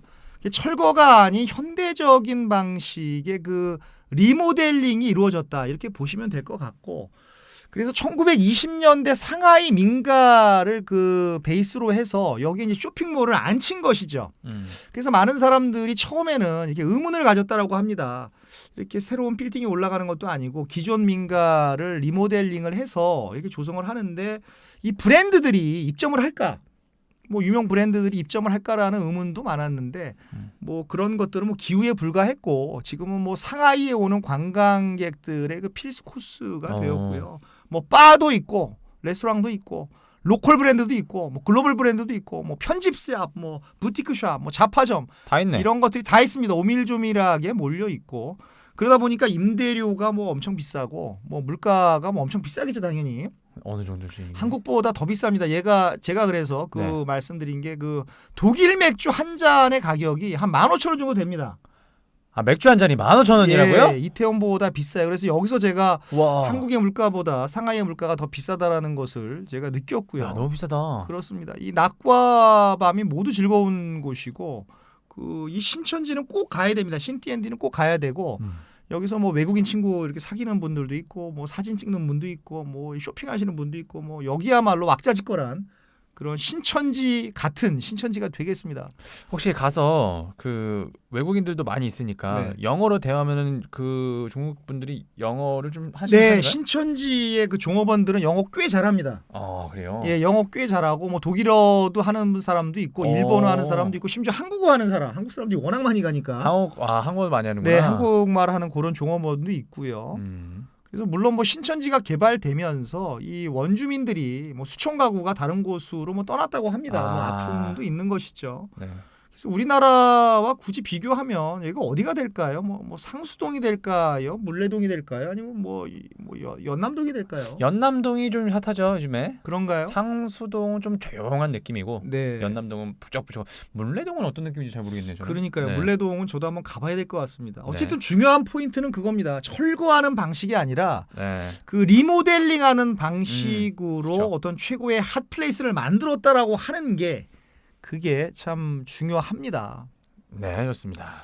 그리고 그 다음으로 이제 갈 곳은 역시 역시 정말 참 콧등이 시큰해지는데요. 벌써부터 네. 대한민국 상하이 임시정부 건물이 되겠습니다. 네. 그래서 신천지에서 그 도보로 5분 정도 가면 이 대한민국 임시정부가 있고요.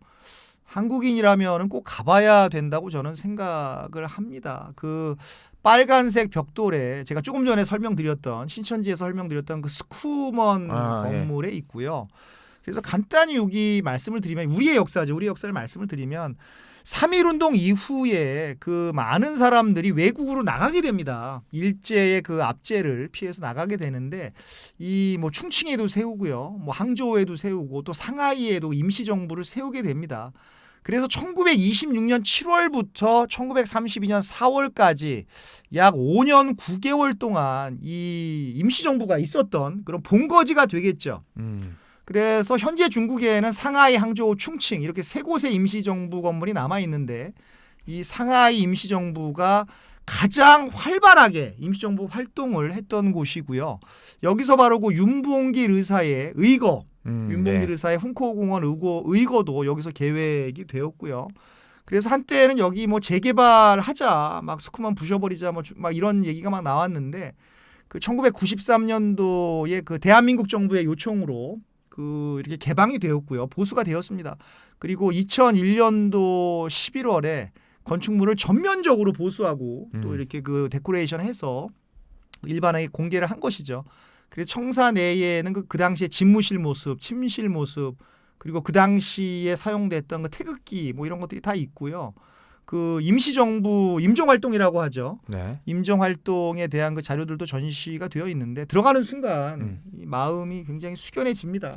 거기 무한도전에서도 한번 나오지 않았었나요? 예. 네, 그랬던 걸로 아는데 또 3.1운동 100주년이 되는 또 올해 우리의 이런 얘기들을 하는 거. 좀 우리 팟캐스트에서 네. 이도저도에서 대한민국의 역사를 조금이라도 다룬 게 처음 아닙니까? 그렇습니다. 아마도 그렇게 예. 생각해 보니까 계속 외국 그 도시들만 하다 보니까 외국의 역사를 많이 다뤘는데 짧게나마 임시정부에 대한 이야기를 해서 저도 기분이 좋습니다. 네, 그렇습니다. 이런 순서가 많이 있었으면 좋겠네요. 그렇습니다. 네. 예, 그래서 다음으로 갈 곳은 그 동방명주탑이 되겠습니다. 그래서 동방명주탑이 이제 푸동지구에 있는데 네. 이 동방명주탑을 소개하기 전에 푸동지구에 대해서 잠시 그 설명을 하면 그 황푸광을 기준으로 동쪽 지역을 푸둥이라고 합니다. 예. 이제 그 중국 발음 푸둥이죠. 푸둥이라고 하는데 그 와이탄의 건너편이 되겠습니다. 그래서 35년 전만에 해도 이곳은 그 논밭이었습니다. 마치 그 잠실이 생각이 납니다. 잠실이 그랬어요? 예, 잠실도 한 35년 전, 40년 전에는 거기 무슨 뽕밭이었나요? 거기 저는 뭐 몰랐어요. 채소밭이었는지 그랬다라고 저는 알고 있는데요. 그래서 1992년도에 그 개발이 결정이 됐습니다. 정말 총알 같은 속도로 개발이 되었는데 그래서 그 푸동을 세계적인 금융의 중심지로 만들겠다라고 계획한 사람이 누구냐 그러면 이미 돌아가신 중국인의 그 정말 엄청난 존경을 받는 그 덩샤오핑 주석이 되겠습니다. 덩샤오핑 주석이 이 푸동 지역을 세계적인 금융 중심지로 이렇게 만든다고 하니까 뭐 외국인들이 뭐 흥하면서 뭐 이렇게 비웃었겠죠. 그리고 중국인들조차 이렇게 막 정말 그 무슨 소리입니까? 거기를 어떻게 개발해요? 이렇게 막 손살에 치면서 이렇게 막 그 비아냥거렸다고 합니다. 이런 이야기는 뭐 아직도 인구에 회자되고 있고요. 네. 그런데 뭐 지금은 중국이 가야 할 정말 길을 제시하는 중국 최고의 도시가 되어 있지 않겠습니까? 저는 이 얘기를 딱 듣자마자 네. 야 그때 땅 사놨으면 대박이었겠네. 그러니까요. 이 생각부터 안 그러니까요. 그때 누군가 땅을 산 사람도 있지 않을까요? 지금 떼부자가 된 사람이 있을 것 그렇겠죠. 같은데. 중국도 부자 되는 거는 또 엄청나지 않습니까? 규모가. 그렇습니다. 네. 정말 그 등소평이죠. 우리 발음으로는요. 등소평 주석에 정말 그 선구하는 대단한 것 같습니다. 그래서 뭐 상하이가 아닌 전 중국 경제의 중심지가 되었고 지금은 그 아시아 경제의 중심지가 되었고 좀 머지않은 시점에는 전 세계의 어떤 중심지가 되지 않을까 그런 생각이 듭니다. 그럼에도 불구하고 한때는 이게 이 푸동 지역이 이 홍콩 섬의 이미테이션이다. 홍콩의 이미테이션에 불과하다라는 조롱을 받았고 근데 뭐 지금은 거의 홍콩을 뭐 능가하지 않을까 홍콩을 대체하지 않을까 뭐 이런 어떤 기분으로 다가오고요. 정말 거대해졌고요. 네. 그래서 건너편에 있는 와이탄이 19세기와 20세기 중반의 모습이라면 푸동은 21세기 중반의 모습을 가지고 있다. 강 하나 사이를 두고 이렇게 대비되는 모습을 볼 수 있다라고 하는 것이 정말 상하이의 매력입니다. 한쪽은 19세기, 20세기, 한쪽은 21세기의 모습을 이렇게 볼 수가 있는데 그게 강 하나 사이에서 이렇게 딱 나뉘어진다라는 것이 참 재미있는 포인트입니다. 그래서 푸동은 정말 신도시이면서 계획도시 그 자체다라고 말씀을 드릴 수가 있고요. 네. 정말 뉴욕의 맨하탄과 견줄만 하다라고 저는 감히 제가 지난달에 갔다 온 사람으로서 감히 말씀을 드릴 수 있을 것 같고 바로 이 푸동의 중심지에 바로 이제 우리가 갈 동방 명주탑이 있는 것입니다. 아 그렇군요. 동방명주탑. 네. 발음이 안 되네. 동방명주탑. 예, 이게 그 주시죠. 중국 발음은 동방민주타 그러는데 네. 역시 제가 중국어를 못하기 때문에 그냥 성조에 약간, 동방명주탑으로 하겠습니다. 알겠습니다. 그래서 상하이를 소개하는 자료에 그 제일 먼저 나오는 랜드마크고요. 동방명주탑이라고 하는 것이 그 동방에 빛나는 진주구슬이다. 그런 뜻입니다. 그래서 높이가 무려 468m에 달하는 그 TV 송신탑입니다. 남산 타워가 그 탑 자체만 그 236.7m 정도 되니까 뭐 훨씬 높은 것이죠. 네. 그래서 그 형태 자체가 그 진주를 닮은 그 분홍빛 동그라미가 이렇게 이어졌습니다. 아래 하나, 중간에 하나, 위에 이렇게 이어져서 동그란 것들이 이렇게 올려져 있는 거예요? 그렇습니다. 쌓여져 있는 느낌? 예, 그래서 진주를 닮은 분홍빛 동그라미가 이어져서 뭐 이런 별명을 이게 갖게 된 것이죠. 네. 전파탑으로서는 뭐 아시아에서 두 번째고 세계에서는 다섯 번째로 높은 탑이라고 합니다. 전파탑으로서는요. 오, 아시아 두 번째예요? 그렇습니다. 첫 번째는 뭐지? 첫 번째. 그래서 제가 여기서 퀴즈를 갖고 왔습니다. 그래서 퀴즈를 내겠습니다. 뭐 줘요? 그래, 뭐 줍니다. 스타벅스 커피 스타벅스 커피 기프티콘을 제가 드리려고 하는데. 저희 구독자분에게 선물 드리는 거예요? 그렇습니다. 전에도 하나 뭐 들었었지 않아요? 네, 그래서 어떤 분이 네. 맞히셨습니다. 댓글을 달아주셨습니다. 뭐에서 오슬로? 네, 오슬로의 뜻은 무엇인가? 네, 아. 어떤 분이 그 댓글을 달아주셔서 너무 감사드리고 네. 제가 퀴즈를 내면 이 동방명주탑이 두 번째로 높은 그 전파탑인데 그러면 아시아에서요? 그 아시아에서 가장 높은 전파탑은 어딜까? 예, 요것을 그 댓글로 알려주시는 첫 번째 구독자님께 제가 먼저 아시는 분께 스타벅스 기프티콘을 제가 드리겠습니다. 우리 이제 선물도 주는군요. 근데 이해하시겠죠? 그러니까 동방명주탑이 아시아에서 두 번째로 높은 전파탑인데 네. 아시아에서 첫 번째로 높은 전파탑은 어디냐? 이게 퀴즈에. 사실 검색하면 나오겠지만 네. 이걸 만약에 검색 안 하고 네. 본인의 지식으로 맞추신다. 그럼 대박입니다. 대박이시고 뭐 네. 찾아와서 댓글 다줘도 좋고요. 네, 수단과 방법을 가리지 마시고 네. 댓글 달아주시면 그 기프티콘을 쏘겠습니다. 가장 스타벅스 먼저 커피. 올려주셔야 됩니다. 네. 그래서 이제는 뭐 높은 빌딩이 워낙 많아서 뭐 그 높이는 의미가 없지만 그 중국인들에게는 정말 개발 시대의 그 아이콘이다. 그런 큰 의미가 있고요. 그러다 보니까 뭐 중국 사람들이 언제나 뭐 중국 사람뿐만 아니라 외국 사람들도 들어가려고 뭐 언제나 줄을 서서 이렇게 뭐 기다리고 있는 모습이 있고요. 근데 참 이 중요한 것은 뭐냐 그러면 1992년도에 푸동 개발 계획이 발표가 될 때 이 탑을 짓자 하나의 의미 있는 탑을 짓자라고 이렇게 말하면서 3년 만에 뭐 5년도 아니고 10년도 아니고 이 3년 만에 이것을 완공시켰다라고 합니다. 근데 더 맞아. 중요한 게 뭐냐 그러면 순수하게 중국 자본과 중국 기술로 지어졌다라는 거예요. 그래서 그 당시로서는 정말 중국 건축 기술의 금자탑이다. 이런 그 뭐 찬사를 받았고 그 중국 사람들이 자부심 가질만 합니다. 뭐 스스로의 기술로 만들었으니까 그 당시에.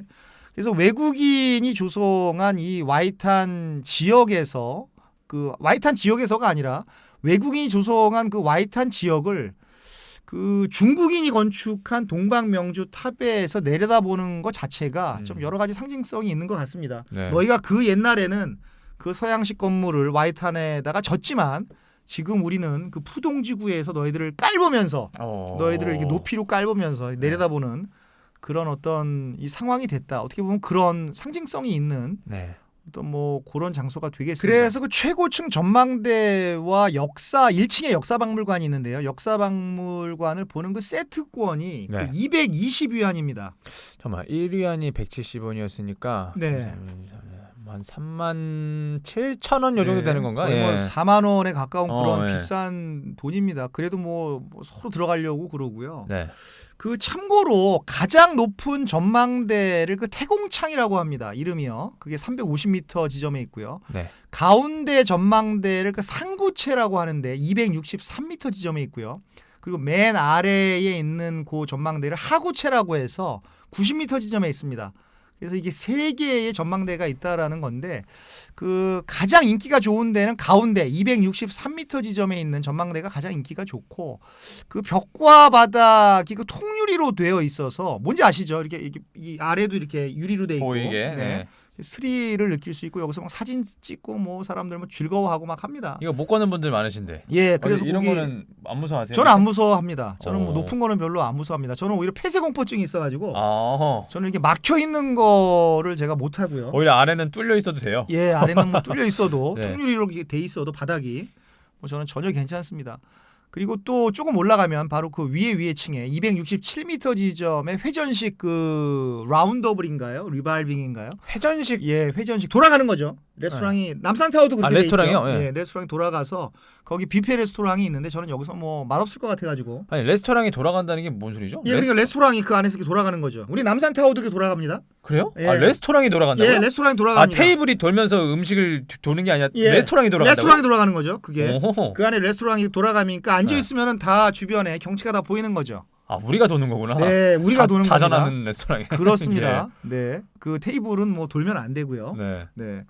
그래서 뭐 동방명주탑을 다 보시고 나서 거기서 식사하실 분은 식사하시고 뭐 식사 안 하실 분은 그냥 내려오시면 되는데 뭐 근데 저는 안 한 이유가 뭐 워낙 저 아래 내려가면 골목골목에 좋은 뭐 음식이 있는데 맛있는 거 많은데 비싼 굳이 게 뭐. 이 위에 올라와서 뭐 뷔페 레스토랑에 가서 굳이 먹을 필요가 있나? 그렇죠. 그래서 먹지는 않았는데 어쨌든 뭐 드실 분은 드시고 그 다음에 1층으로 쭉 내려오시면 그 바로 상하이 도시역사박물관이 있습니다.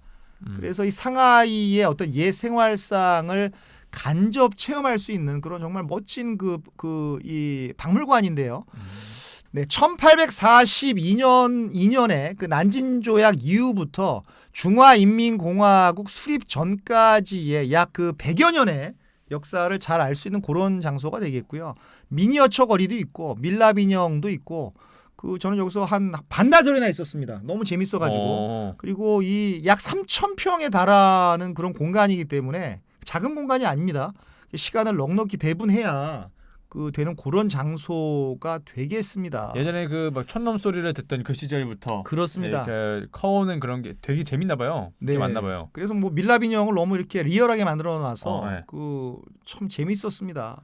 되게 자부심을 많이 갖겠어요. 네. 상하이 사람들은. 상하이 사람들이 그 발전하는 현재의 모습 이런 것들을 보면서 그 야 옛날에 이랬는데 우리가 지금 잘 산다. 네. 이런 측면에서는 자부심이 있는 것이죠. 아니, 우리도 그런 자부심이 있잖아요. 그렇습니다. 똑같죠. 네. 그렇습니다.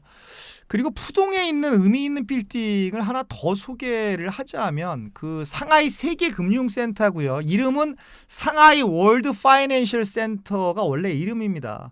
그래서 상하이에서 정말 이렇게 지나칠 수 없는 그런 그 명소가 되겠고 2008년에 완공된 상하이 최고층 그 당시죠. 그 당시에는 상하이 최고층 빌딩으로 101층 높이에 무려 그 높이가 492m입니다. 근데 지금 이게 1등이 아니죠. 이게 1등이 아니죠. 2009년도에 그 두바이의 그 부르즈 할리파가 건설이 되면서 세계 최고층의 그 지위를 내려놓게 되고요. 지금은 서울의 롯데월드가 무려 555m나 됩니다.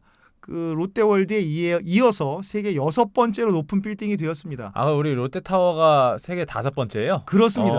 근데 역시 뭐 높네. 순위는 계속 지금 변하니까 네. 뭐 순위는 의미가 없는 것 같습니다. 네. 그래서 건물 상단의 공간이 이렇게 병따개처럼 이렇게 뚫려 있습니다. 이게 쭉 빌딩이 올라가고 위에 이렇게 뻥 뚫려 있는 거죠. 맨 위에 상단이. 네. 근데 그게 이제 병따개 같이 이렇게 보인다고 해서 한국 사람들은 그냥 병따개 건물이다. 이렇게 그 부르지요. 근데 사실은 그게 원래는 원형이었다고 합니다. 우리나라도 왜 건물 가운데 이렇게 뻥 뚫린 게 있잖아요. 그런가? 예, 저기 삼성생명 빌딩인가 어디 그 저기 뭐 어디죠? 보신각 근처에 가면 네. 가운데가 뻥 뚫렸죠. 근데 이것은 상단에 뚫어 놓은 것이죠. 네. 근데 맨 처음에는 원형으로 하려고 했는데 많은 사람들이 일장기가 연상이 된다. 그런 의견이 있으니까 여론이 있으니까 그 의견을 받아들여서 바꿨구나. 동그라미에서 그 네모형으로 그곳을 변경한 것이죠. 근데 정작 우리 눈에는 그게 또 병따개로 보여서 그 병따개 건물이라고 하는 거고 네. 일본의 정말 유명한 만화가 그 히로카네 겐시가 그린 그 시마 전무라는 만화가 있습니다. 그 만화에 이 빌딩이 나옵니다. 예. 실제로 등장하는 그 빌딩이고요. 근데 재미있는 게 도쿄의 그 록봉기 힐스 모리타워가 있습니다. 정말 유명한 그 빌딩인데 이 모리타워를 소유한 일본의 부동산 업체 모리그룹이 이 빌딩의 소유자라는 겁니다. 상하이 세계금융센터의 소유자입니다. 그럼 처음부터 그랬던 건 아니죠? 처음부터 그랬습니다. 그러면은 그 동그랗게 그냥 만들 걸 싶기도 했겠네. 그러니까요. 네. 근데 뭐 여론은 또 무시 못하는 거니까요. 네. 그래서 이 빌딩 회사의 그 일본 회사 지점들이 일본 사람의 소유라서 그런지 모르겠지만 일본 회사들의 지점들이 많고요. 그 73층부터 93층까지는 파크 하얏트 호텔이 들어가 있습니다. 물론 비싸죠. 그리고 더 중요한 것이 전망대가 3개가 있는데 94층에 하나 있고 97층에 있고 100층에 있습니다. 3개가 있네. 예. 근데 474m 위치에 있는 100층 전망대는 그 벽과 천장이 모두 유리가 되어 있습니다. 되게 몽환적이라는 것이죠. 그럼 100층으로 다들 가겠네요. 예, 그렇습니다. 근데 좀 돈을 많이 내야 된다라는 게 문제죠. 층마다 좀 가격이 예. 다르고. 모든 전망대는 높이 올라갈수록 비싸집니다. 예. 그래서 뭐 상하이에서 제일 높고 세계에서 두 번째 높은 상하이 타워가 근처에 있는데 네. 제 느낌으로는 높이에서는 낮지만 세계 6위밖에 안 되지만 그 2위 세계 2위인 그 상하이 타워로 안 가고 세계 금융센터로 더 많이 간다라는 그런 느낌을 제가 받았어요. 두 번째가 상하이 타워예요. 예, 부르즈 할리파 다음이. 예, 그다음에 상하이 타워인데 네. 그 사람들이 이상하리만치 상하이 타워보다는 세계 금융센터로 많이 가는 것 같더라. 물론 저만의 그런 느낌입니다. 아니 어느 정도 높이인지 진짜 잘 모르겠다. 네. 롯데타워를 어렸을 때는 진짜 63빌딩만 봐도 저는 그렇습니다. 와 저거 쓰러지는 거 아니야? 막 이런 정도 엄청 높았었는데 네. 지금 63빌딩은 세계에서 몇 등이나 할까요? 63빌딩은 뭐 1000등 안에도 못 들 것 같은데요. 그 정도일까요? 예, 2000등, 3000등 안에도 진짜 못 들 것 궁금하네. 같습니다. 지금 몇 등 정도 되나? 예, 어렸을 적에 그 63빌딩의 그 추억이 정말 대단합니다. 네, 검색해 보도록 하겠습니다. 네, 그리고 한 가지만 더 그 푸동지구에 있는 한 가지 그 푸동지구에 있는 빌딩 중에서 한 가지만 더 설명을 드리면 이 근무대하라는 빌딩이 있습니다. 중국 발음으로는 그 진마오 따샤라고 하는데요. 그래서 세계금융센터가 완공이 되면서 그 인기도가 이렇게 팍 떨어진 그 비운의 빌딩이라고 할 수가 있는데 그러나 의미 면에서는 최고라고 할 수가 있는 게 1988년에 그 88세였던 덩샤오핑 주석이 근무대하 빌딩 있는 그 자리에서 푸동 지역이 훗날 비즈니스의 중심이 될 것이라고 선언했다고 합니다. 예. 의미상으로는 정말 대단한 것이죠. 근데 뭐 그 선언이 10년도 되지 않아서 실현됐다라고 하는 것이 더 중요한 것이겠죠.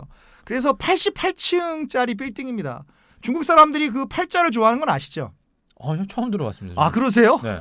되게 그냥 서양에선 3, 네. 뭐 7은 어디서지? 예, 뭐 7은 뭐 전 세계적으로 다 좋아하는 것 그런가요? 같고 중국 사람들이 이 8자를 좋아하는데 이 중국어 8자의 이 발음이 이제 빠인데요. 이게 이제 돈을 벌다라는 뜻의 그 그 파 차이, 그 파 차이의 그 파 발음과 요 빠 발음이 비슷해서 그렇다고 합니다. 그래서 이 빌딩도 88층이고요. 또 덩샤오핑 주석이 88세에 선언을 했고요. 다 팔자하고 처음에 연결이 되는 88년이라 거죠. 그러지 않았어요? 그렇죠. 1988년도에 선언을 했고요. 예. 다 팔자만 넣는 것이죠. 네. 그래서 그 몇 년 전에 그 8888이라고 하는 자동차 번호판이 중국 경매에서 2억 원에 팔렸다라고 합니다. 자동차 번호판이. 번호판이 야. 뭐 돈 많은 사람이 사갔겠죠. 돈 많은 사람이 뭐 그냥 푼돈 주고 사간 거겠죠. 네. 또 2008년 베이징 올림픽이 8월 8일 8시에 열렸습니다. 현재 이거, 시간으로. 예, 이거 아시나요? 이건 뭐 2008년이고 심지어. 예. 이거 어떻게?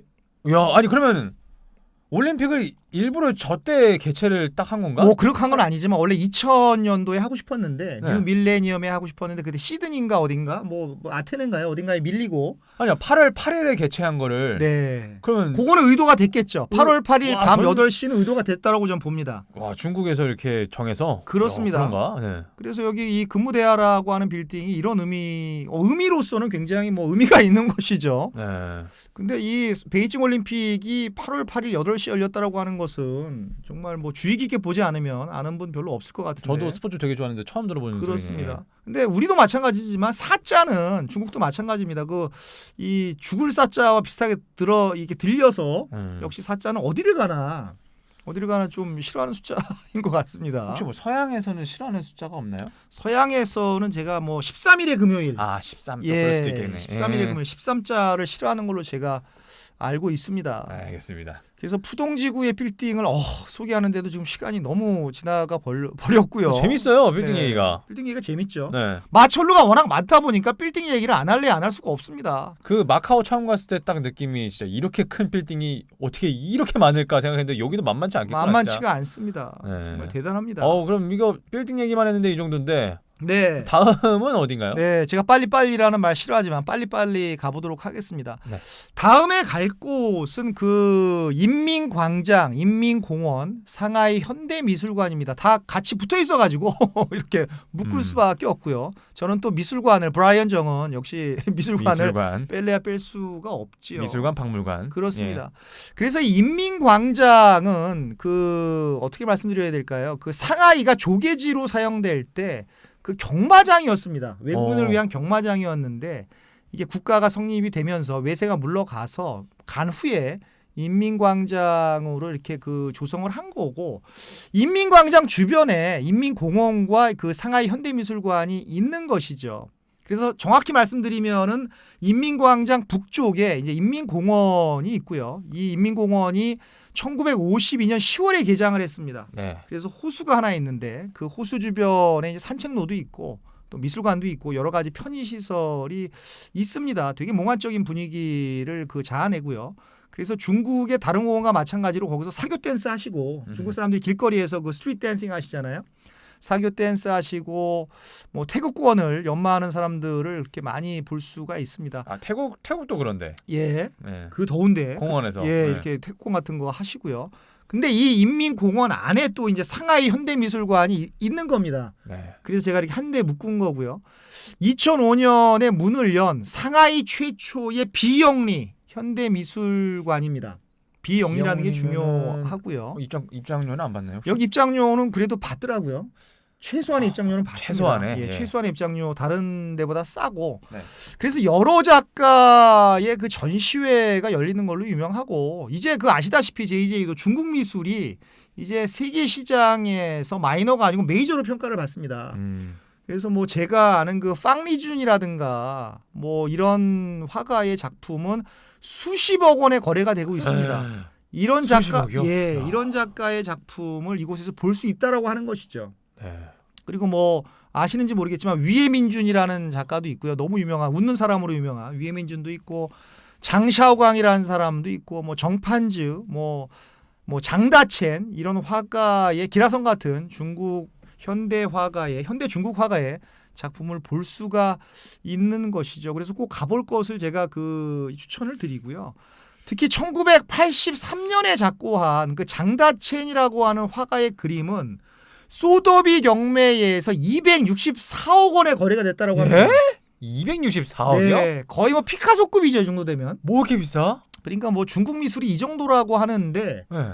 이런 작품들을 운이 좋으면 와. 계속 운이 좋으면 계속 뭐 이 그 로드쇼를 하니까 운이 좋으면 이 상하이 현대미술관에서 볼 수 있다라는 겁니다. 264억 전 충격입니다 지금. 네, 그것도 소더비 경매에서 264억 원의 소더비 거래가 경매라는 게 유명한. 예, 경매요? 세계에서 가장 유명한 경매가 바로 소더비 경매가 되겠습니다. 이런 미술 작품들 그렇습니다. 경매하는? 미술 작품도 경매하고 뭐 여러 가지 아이템을 경매하는 그런 최고의 경매장이 되겠습니다. 제가 경매에 나가면은 저를 산다면 얼마까지 나갈까요? JJ요. JJ는 일단 제가 그 1,000원부터 시작을 하겠습니다. 알겠습니다. 1,000원부터 시작합니다. 네. 예. 다음 정서 네. 알려주세요. 다음으로 갈 곳은 그 상하이 해양 수족관입니다. 그 네. 수족관인데 제가 너무 감동을 받아서 여기 말씀을 드리는데 네. 아시아에서 세 번째로 규모가 큰 수족관입니다. 그럼 첫 번째는 어디예요? 근데 첫 번째를 제가 찾아봤는데 네. 참 이게 제가 이 등잔빛이 어둡다고 아시아에서 가장 큰 수족관은 바로 대한민국에 있습니다.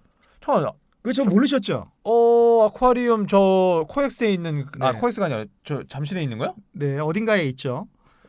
제주도에 있는 2012년도에 개장한 그 아쿠아 플라넷. 저는 여기는 솔직히 못 가봤어요. 제주도에 있어요? 예, 나 있는지도 제주도에- 몰랐네. 제주도에 아쿠아 플라넷이 있는데 아쿠아 플라넷이 뭐 아시아에서 제일 커요? 네, 아시아에서 오. 제일 큰 거고 여기 상하이 해양 수족관은 아시아에서 세 번째로 큰 규모를 자랑하는데 근데 참 이 한국에 있는 곳을 이렇게 못 가보고 정말 상하이 이 수족관을 상하이에 있는 수족관을 이 칭찬하는 게 좀 창피하기도 합니다. 네. 그래서 이 상하이 수족관, 상하이 해양 수족관은 그 싱가포르와 합작으로 만든 것인데요. 그 300여 종의 그 10,000마리의 물고기가 있다라고 합니다. 근데 수족관 디자인이 너무 멋지고 또 천장을 보면서 가운데 이렇게 터널식으로 뚫려 있고 이 위에 고기가 이렇게 있는 우리나라 수족관도 그렇게 돼 있지 않나요? 이 수족관 디자인이 너무 멋집니다. 이게 맞아요, 천장을 맞아요. 딱 보면 위에 고기가 이렇게 왔다 가고 나 그거 좀 무서워요. 예. 깨지면 어떡하나. 예, 그러니까요. 사람은 이렇게 아래 터널로 가고 되게 몽환적인 분위기를 자아냈고 그 중국, 아시아, 특히 중국 양쯔강 유역에 사는 그런 희귀종들을 볼 수가 있고 아시아의 물고기들, 아프리카의 물고기들 또 남미의 희귀한 그런 물고기들을 다 볼 수 있는 그런 수족관이 되겠습니다. 저 여기서 네. 한 반나절 제가 있었고요. 요금은 역시 160위안으로 상당히 비싼 편입니다. 160위안이면 꽤 되죠. 뭐 2만 몇천 원. 네. 네. 그래도 이제 어린이가 이렇게 있는 그런 그 가족분들은 같이 가시면 좋을 것 같고요. 네. 근데 패키지 투어로 가시는 분들은 이 해양 수족관이 이 상하이 해양 수족관이 대부분 들어가 있습니다. 패키지 투어에 들어가 있다라고 하는 것은 어떻게 보면은 인기가 있다라고 하는 것이죠. 저는 수족관이 너무 좋았습니다. 너무 궁금하긴 수족관 하네요. 디자인이 좋았고 네. 그 재미 있었습니다. 그리고 다음으로 갈 곳은 그 쉬자후이 천주교당입니다. 이 쉬자후이라고 하는 것은 상하이의 그 서남쪽에 위치하는 지역을 말하는 건데 이 중국 명나라 말기의 그 정치가인 그 서광계 중국 발음으로 하면 쉬광치 이 쉬자라고 하는 것이 우리말로 하면 서가입니다. 서가. 네. 서씨 서가인데요. 이 서광계를 비롯한 그 서씨 집안 사람들이 모여 살던 곳이라서 이런 이름 쉬자 서가 쉬자후이라는 이름이 붙었다라고 합니다. 근데 지금 이제 아직까지는 핫플레이스는 아닌데 서서히 인기가 이렇게 점점 증가하고 있는 인기 있는 그런 지역이 되고 있습니다. 그래서 다른 곳에 비해서 외국인보다는 그 현지인들이 더 많은 어떻게 보면은 상하이 사람들의 라이프 스타일을 알게 좋은 그런 곳이고요. 근데 바로 이 쉬자후이 지역에 천주교당이 있는 것이죠. 근데 이 공식 명칭은 성 이냐티우스 대성당인데요. 그냥 천주교당 이렇게 부르는 것이죠. 그래서 상하이에 처음으로 세워진 성당이 되겠고요. 이 규모가 상당히 커서 3,000명이 동시에 들어가서 미사를 지낼 수 있다고 합니다. 네. 명동 성당에 몇 명이나 들어갈지 제가 그거는 아직 조사를 안 해봤습니다. 네. 그래서 3,000명이 동시에 들어가서 미사를 지내는 거니까 상당히 큰 규모고요.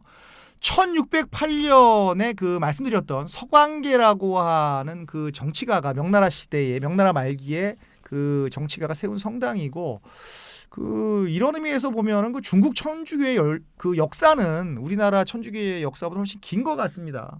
그럼에도 불구하고 이 중국에도 천주교가 금지된 시절이 있었는데 이 천주교가 금지된 시절에는 그 관우의 사당으로 삼국지에 나오는 그 관우, 예. 관우는 중국에서 신의 레벨입니다. 네. 그 관우의 사당으로 쓰였다라고 합니다. 가족을 정말 뜨면서 네, 그러실 것 같죠. 관우의 인기는 잡니다. 정말 네. 중국에서 대단하고요.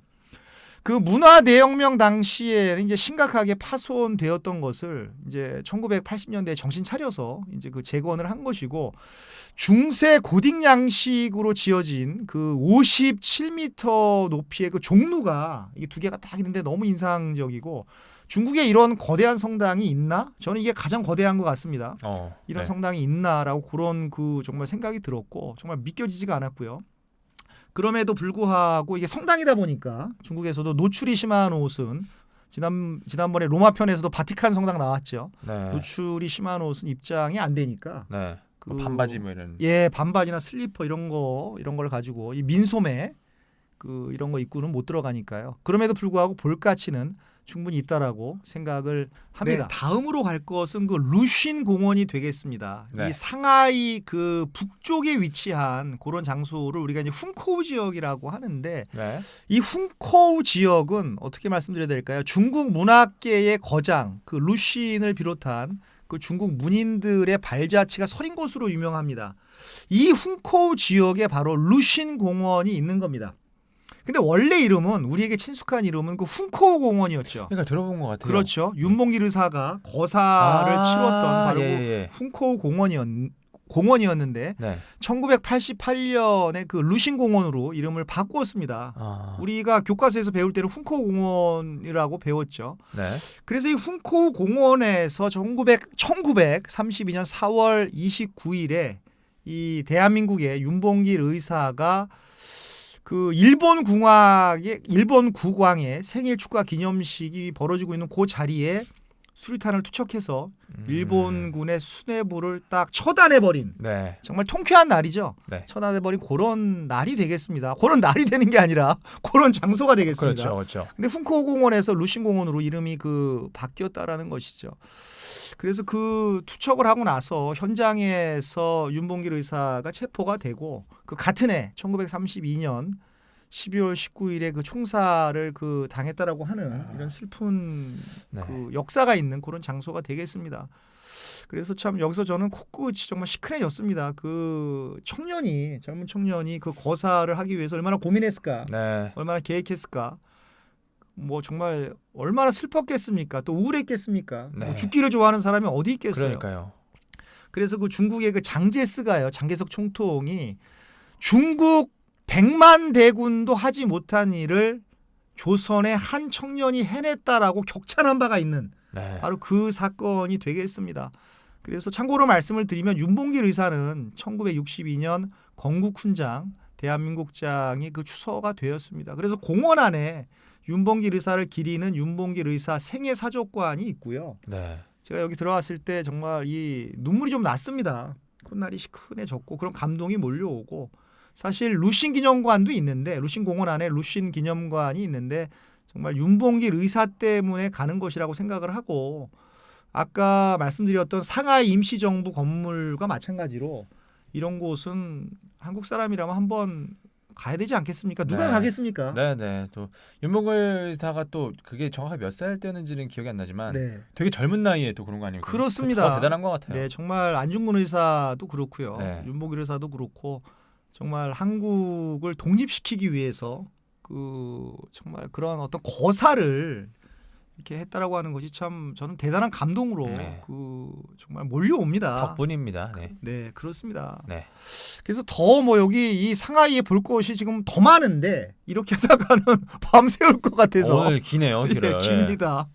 그 시한편보다 훨씬 깁니다. 그 장소는 이 정도로 마무리하면 될 것 같고 네. 다음에 또 기회가 있으면 상하이 편을 할 기회가 있으면 더 이어가기로 하고요. 그 다음에 더 취재를 더 해와서 더 많은 정보를 그 전달을 해드리는 걸로 하겠습니다. 지금은 목이 네. 아파서 더 뭐 하려도 못할 것 같습니다. 목이 좀 아프신가요? 네, 목이 좀 아픕니다. 지금 궁금한 게 벌써. 있습니다. 네, 우리가 그 진행할 때 대본이 있긴 있잖아요. 네. 그 정보 전달이기 때문에 그렇습니다. 네. 대본에 보니까 목이 아파서 더 못하겠다라는 말이 미리 써져 있네요. 이쯤 되면은 목이 아플 거라고 예상을 하셨습니까? 네, 어느 정도 목이 아플 거라고 예상을 했는데 딱 이쯤에 예상하셨나요? 네, 정말 목이 네, 정말 좀 목이 정말 점점 아파오시는 네, 뭔가 이렇게 따끔따끔하면서 네. 좀 그렇습니다. 물도 한잔 하시면서 네. 네. 화이팅 하시기 바라겠습니다. 네. 다음에 더 많은 정보 또 기대를 해주시기 바라겠습니다. 네. 그래서 이제는 뭐 우리가 슬슬 장소를 어느 정도 맞췄으니까 이제 먹을거리를 얘기해야 되지 아, 않겠습니까? 먹을거리 얘기 안 했구나. 그래요. 네. 먹을거리 한번 가볼까요? 네, 좋습니다. 지난번 시한 편에서도 먹을거리를 많이 했는데 그러니까 중국 하면 먹을 거잖아요. 그렇습니다. 네. 그래서 뭐 그 어제는 배도 고프고 하니까 네. 상하이 음식, 중국 요리가 아니라 상하이 음식을 좀 소개하는 그런 시간을 갖겠습니다. 또 지역마다 되게 많이 다르다고 하셨잖아요. 그렇습니다. 사실 중국의 요리는 그 비교할 수가 없습니다. 그 지역마다 기라성 같은 요리가 있어서 그 우열을 말할 수가 없죠. 뭐가 낫다 순위를 취향을 얘기할 수는 있어도 네. 뭐 어디 요리가 어디 요리보다 낫다라고 이렇게 말할 수가 없는데 그럼에도 불구하고 흔히들 사람들이 중국의 이제 4대 요리를 그 산동 요리, 강남 요리, 쓰촨 요리 그리고 광동 요리로 나눕니다. 그래서 산동 요리를 요즘에 이제 베이징 요리라고 하고요. 네. 그리고 이제 강남 요리를 이제 상하이가 강남 지역이니까 강남 요리를 이제 상하이 요리라고 합니다. 그래서 상하이가 있는 그 지역이 양쯔강 이남이기 때문에 이제 주로 우리 강남 요리라고도 합니다. 참고로 말씀을 드리면 한국에 들어온 화교들은 대부분 상동 지역에서 지금 칭따오 맥주가 있는 그 산동 지역에서 들어왔기 때문에 우리나라의 중국 식당은 대부분 이 베이징 요리, 산동 요리가 많고요. 네. 그게 산동 요리가 한국으로 들어와서 한국식으로 변했다라고 보시면 됩니다. 어. 그럼에도 불구하고 여기는 상하이기 때문에 이 상하이 요리는 어떻게 말씀드려야 될까요? 비교는 안 되지만 너무 유명한 게 많아서 네. 이렇게 참 제가 엄선을 했습니다. 수백 가지 중에서 엄선을 했는데 어떤 거지? 예.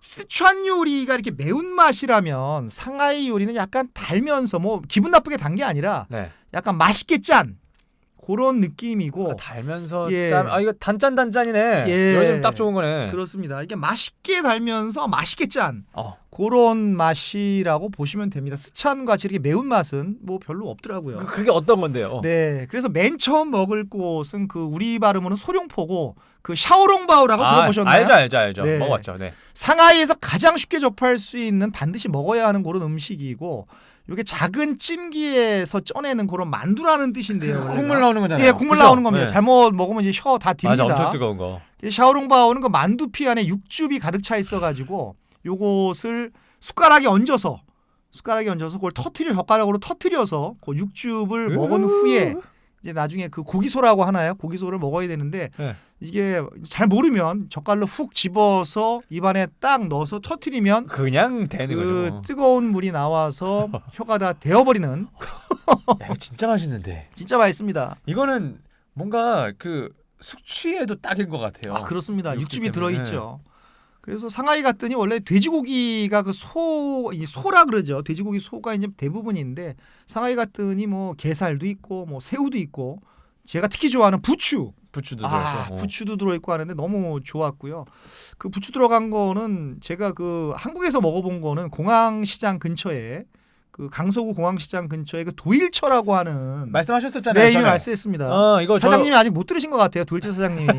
댓글 한번 달아주세요. 아예 저희 엄마랑 한번 가보기로 했거든요. 네. 저랑 저희 집이 또 강서구 쪽이어가지고. 아 그러시구나. 네, 한번 꼭 가보도록 도일처에 하겠습니다. 꼭 한번 가보시고요. 네. 그 상하이의 대표 음식입니다. 홍콩의 딤섬과는 그 류가 좀 다릅니다. 네. 그래서 우리 발음으로는 소룡포라고 하는데 샤오롱바오라고 하고요.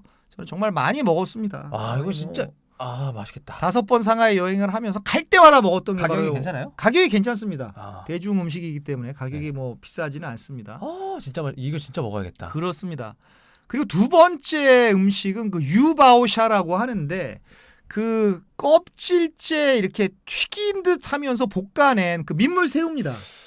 튀긴 듯하면서 볶아낸. 예, 이게 작은 새우 이렇게 새우가 큰 대하가 아니라 네. 중하도 아니고 소합니다. 작은 새우기 때문에 껍질째, 머리채 먹어도 이렇게 부드럽습니다. 이 큰 새우는 딱딱하잖아요, 껍질이. 예. 근데 작은 새우기 때문에 이렇게 아작아작. 아작아작하고 이렇게 달면서 짭짤하면서 바삭한 식감이 최고인 그런 그 뭐 유바오샤입니다. 그래서 지난달에 제가 상하이 가서 엄청 먹고 왔습니다. 이거 약간 안주 느낌일 것 같은데요? 약간 안주 느낌도 있죠. 어, 맥주랑 먹으면 정말 그 천국이 따로 없고요. 맛있겠다. 네. 그리고 그 다음 음식은 우리가 동파육이라고 들어보셨나요? 네. 이거 아는데 이제 먹어봤는데 어떻게 생겼더라 이게? 예, 이게 돼지고기인데요. 네. 이게 그 중국 발음은 동포로우라고 하는데 우리 말은 동파육인데 이게 시인, 중국의 기라성 같은 시인 그 정말 그 기라성 같은 시인이 아니고 정말 유명한 시인 소동파가 이걸 만들어서 그 사람이 만들었기 때문에 이런 이름을 따왔고 그 삼겹살 덩어리를 양념을 해서 이렇게 어떻게 말씀드려야 될까요? 뭉근하게 이 조린 그런 요리가 됐습니다. 아니 그런 시인이 요리가 만든 거라고요? 예, 시인 소동파가 개발해서 만든 겁니다. 그래서 동파육이에요. 이게 근데 대표 음식이 된 거예요? 네, 대표 음식이 된 거죠. 야 특이하네. 그래서 뭐 이 원래 항저우 요리인데 네. 이 상하이에도 굉장히 많았고요. 엄밀히 따지면 항저우 요리입니다. 쫀득쫀득한가요? 이게? 이게 약간 쫀득쫀득하면서 이렇게 비계 쪽이 원래 돼지 비계 잘 안 먹잖아요. 근데 전잘 먹어요, 전잘 잘 드십니까? 네. 그 돼지 비계에 양념이 자꾸 이렇게 싹 스며들어가지고 네.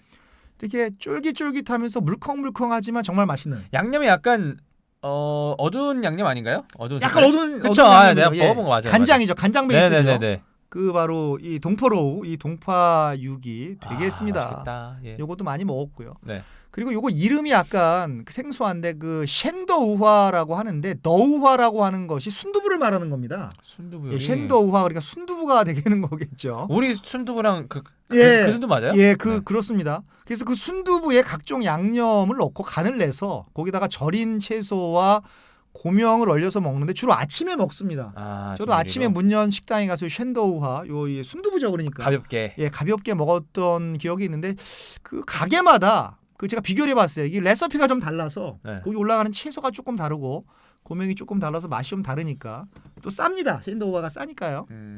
이렇게 뭐 10위안 정도, 20위안 정도면 먹을 수 있으니까. 되게 싸네. 네. 아니 그 친구가 얼마 전에 두부집을 오픈을 해서 이제 가봤었는데 네. 두부가 중국의 원조겠죠? 그게 되게 궁금하더라고요. 네, 어느 나라 건지. 그건 한번 찾아봐야 될 것 같습니다. 찾아볼 게 한중일 많네요, 오늘. 삼국지, 두부 삼국지를 네. 해야 될 것 같은 느낌이 궁금하네요. 듭니다. 순두부는 또 어디가 처음이지 또? 네, 좋습니다. 네. 그리고 다음번에는 정말 유명한 음식인데 그 따자쉐라고 합니다. 이름 재밌네. 예, 이게 털개라고 불리는 그 민물 개요리인데 털개 정말 개의 털이 많아요. 네. 근데 이게 그 바닷개가 아니라 그 민물개라는 것이죠. 그래서 통으로 쪄 먹는 건데 네. 지금이 제철이에요. 가을과 어허. 겨울이 제철이고요. 그 민물개만의 풍미를 느낄 수가 있습니다. 우리말로 하면 뭐죠? 참개인가요, 이게? 우리나라도 민물개가 있나요? 민물개 잘 안 먹죠, 한국 사람들은. 뭐 먹나요? 야, 예, 모르겠네. 주로 바닷개를 많이 먹고요. 꽃게를 많이 먹고. 네. 진정한 상하이 요리라고 할 수가 있고요. 상하이 속담에 이런 속담이 있다고 합니다. 소 한 마리는 몰래 먹을 수 있어도 개 한 마리는 바닷개입니다. 개가 아니고 개 한 마리는 몰래 먹을 수 없다라는 속담이 있다고 합니다. 상하이에. 그만큼 이게 주변 사람들이 알아챈다 그 말인가? 예, 그렇죠. 너무 냄새도 좋고 그 맛이 좋으니까 그 큰 소는 몰래 잡아먹을 수가 있는데 네. 이 개는 냄새도 좋고 너무 맛있어가지고 재밌다. 사람들이 몰려든다라는 것이죠. 그러니까 이 말은 어떻게 보면은 그 상하이 개에 대한 그 이 요리에 대한 자부심과 애정이 듬뿍 담긴 그런 말이라고 할 수가 있습니다. 그래서 상하이 북서쪽에 그 이렇게 뭐라 그럴까요? 북서쪽 호수가 있습니다. 양총호라고 하는 호수가 있어요.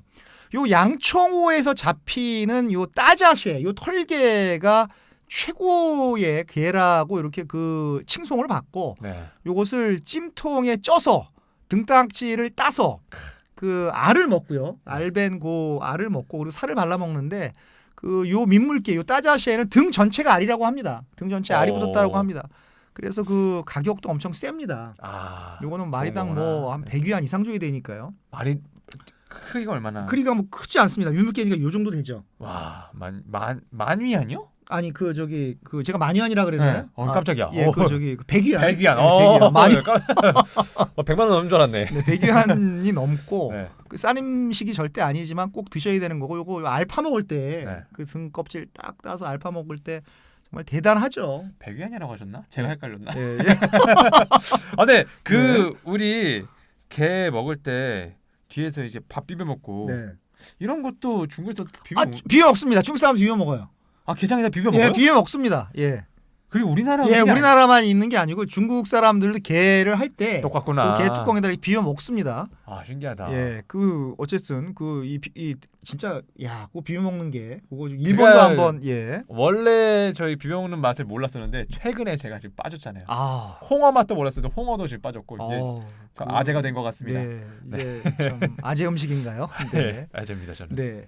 다음에 소개해드릴 음식은 그 성젠이라고 하는 그 상하이식 군만두입니다.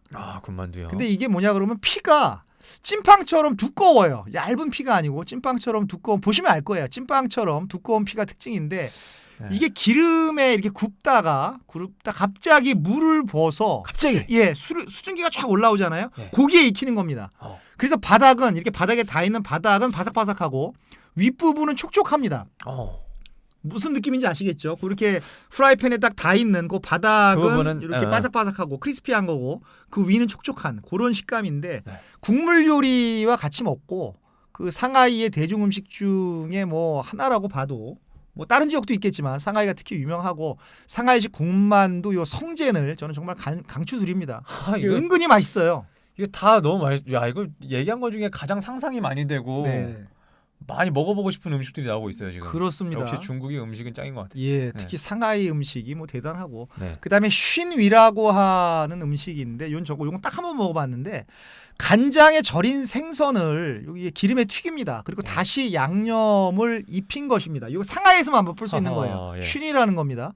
그래서 사용하는 어종에 따라서 맛이 다릅니다. 아 생선별로 있구나. 예, 이 어종 쓸 때는 이 맛, 저 어종 쓸 때는 저 맛이 되는 것이죠. 그렇겠죠. 그래서 가게마다 그 레시피가 모두 달라서 다양한 맛을 즐길 수가 있고요. 이게 은근히 간장에 딱 절여진 그 생선 맛, 그 좀 상상이 되시나요? 예. 적당한 짠맛에 절여진 생선을 기름에 튀겨서 양념을 쫙 했는데, 뭐 이 맛이 너무 좋았습니다. 아 배고프다. 네, 점점 꼬록 소리 납니다. 아 이거 중식 먹어야겠네 오늘. 그렇습니다. 네. 그래서 음식도 뭐 요 정도면 될 것 같고요. 오늘 정말 진짜 이렇게 음식 더 하다가는 이것도 한두 끝도 없을 것 같고. 근데 네. 이번 상하이 편에서는 맥주 랭킹을 뺐습니다. 맥주 랭킹 없어요? 예, 이 파격적인 변화인데요. 왜요? 지난번 시안 편에 이미 그 청도 맥주를 했기 때문에 청도 맥주를 했기 때문에 굳이 인위적으로 골라서 맛도 없는 뭐 다른 맥주를 굳이 골라서 뭐 설화 맥주도 있다라고 하는데 저는 솔직히 설화 맥주가 그렇게 맛있는지는 모르겠고. 그러니까 뭐 그냥 짧게 말씀하자면은 뭐 중국에 대단한 맥주가 없었기 때문에 그냥 빼고 넘어가도 되겠다. 그렇습니다. 중국은 맥주의 나라는 아닌 것 같고 나중에 뭐 그렇군요. 다른 술을 얘기하겠습니다. 다른 술. 예. 술 맞아요. 유명하잖아요. 예, 다른 술을 얘기를 하고 이 어쨌든 맥주 랭킹을 상하이 편에서는 안 하고 지나간다. 이게 중요한 큰 변화가 되겠습니다. 네, 맥주 랭킹은 생략하고 네. 바로 너만 몰랐던 중국으로 넘어가 보도록 하겠습니다. 네, 너만 몰랐던 중국. 오늘은 어떤 중국의 그 TMI를 알려주십니까? 네, 오늘은 그 중국 술에 대해서 이야기하려고 합니다. 맥주는 뺐고요. 아니, 나중에 얘기한다더니 바로 하시네요. 네, 바로 합니다. 지난번 시안 편에서는 미인 이야기도 했는데 너무 이제 반응이 좋았습니다. 재밌었죠. 너무 좋았는데 이번에는 술 이야기를 하니까 술 이야기도 반응이 좋지 않을까요? 네, 술 이야기는 재밌죠. 네, 일단 재밌어요. 일단 술 재밌습니다. 얘기는. 네. 그래서 중국 술 얘기를 맥주를 제외한 중국 술을 얘기를 하는데 어떻게 JJ는 중국 술 하면은 뭐가 생각이 나세요? 고량주죠. 예, 고량주입니다. 고량주 말고 몰라요. 예, 그렇습니다. 한국 사람들 하면은 이제 뭐 고량주를 많이 생각을 하시죠. 네. 사실 우리가 중국 술 하면 그저 이제 고량주 정도지 사실 잘하는 사람이 별로 없어요. 중국 술 얘기하라 그러면 고량주, 가오량주 얘기를 하지. 그래서 한국에서는 고량주가 중국 술의 대명사가 되어버렸습니다.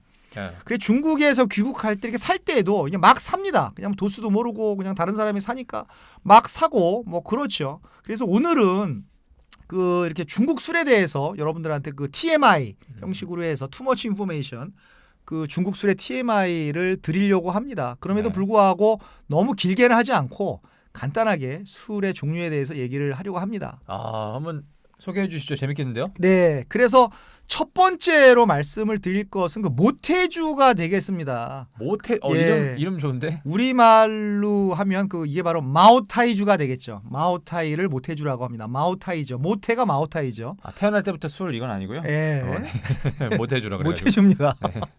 이게 구이저우성의 마오타이 현에서 만드는 중국 최고의 술입니다. 그래서 어떤 분들은 스카치 위스키 그리고 꼬냑과 더불어서 세계 3대 명주다 이렇게 말하는 사람이 있습니다. 그 정도요? 네, 정말 저는 그게 동의하고요. 그래서 뭐 가격도 엄청 비쌉니다.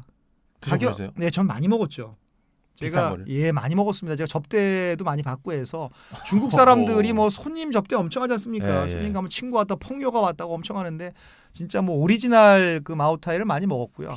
비싸다 보니까 뭐가 많겠습니까?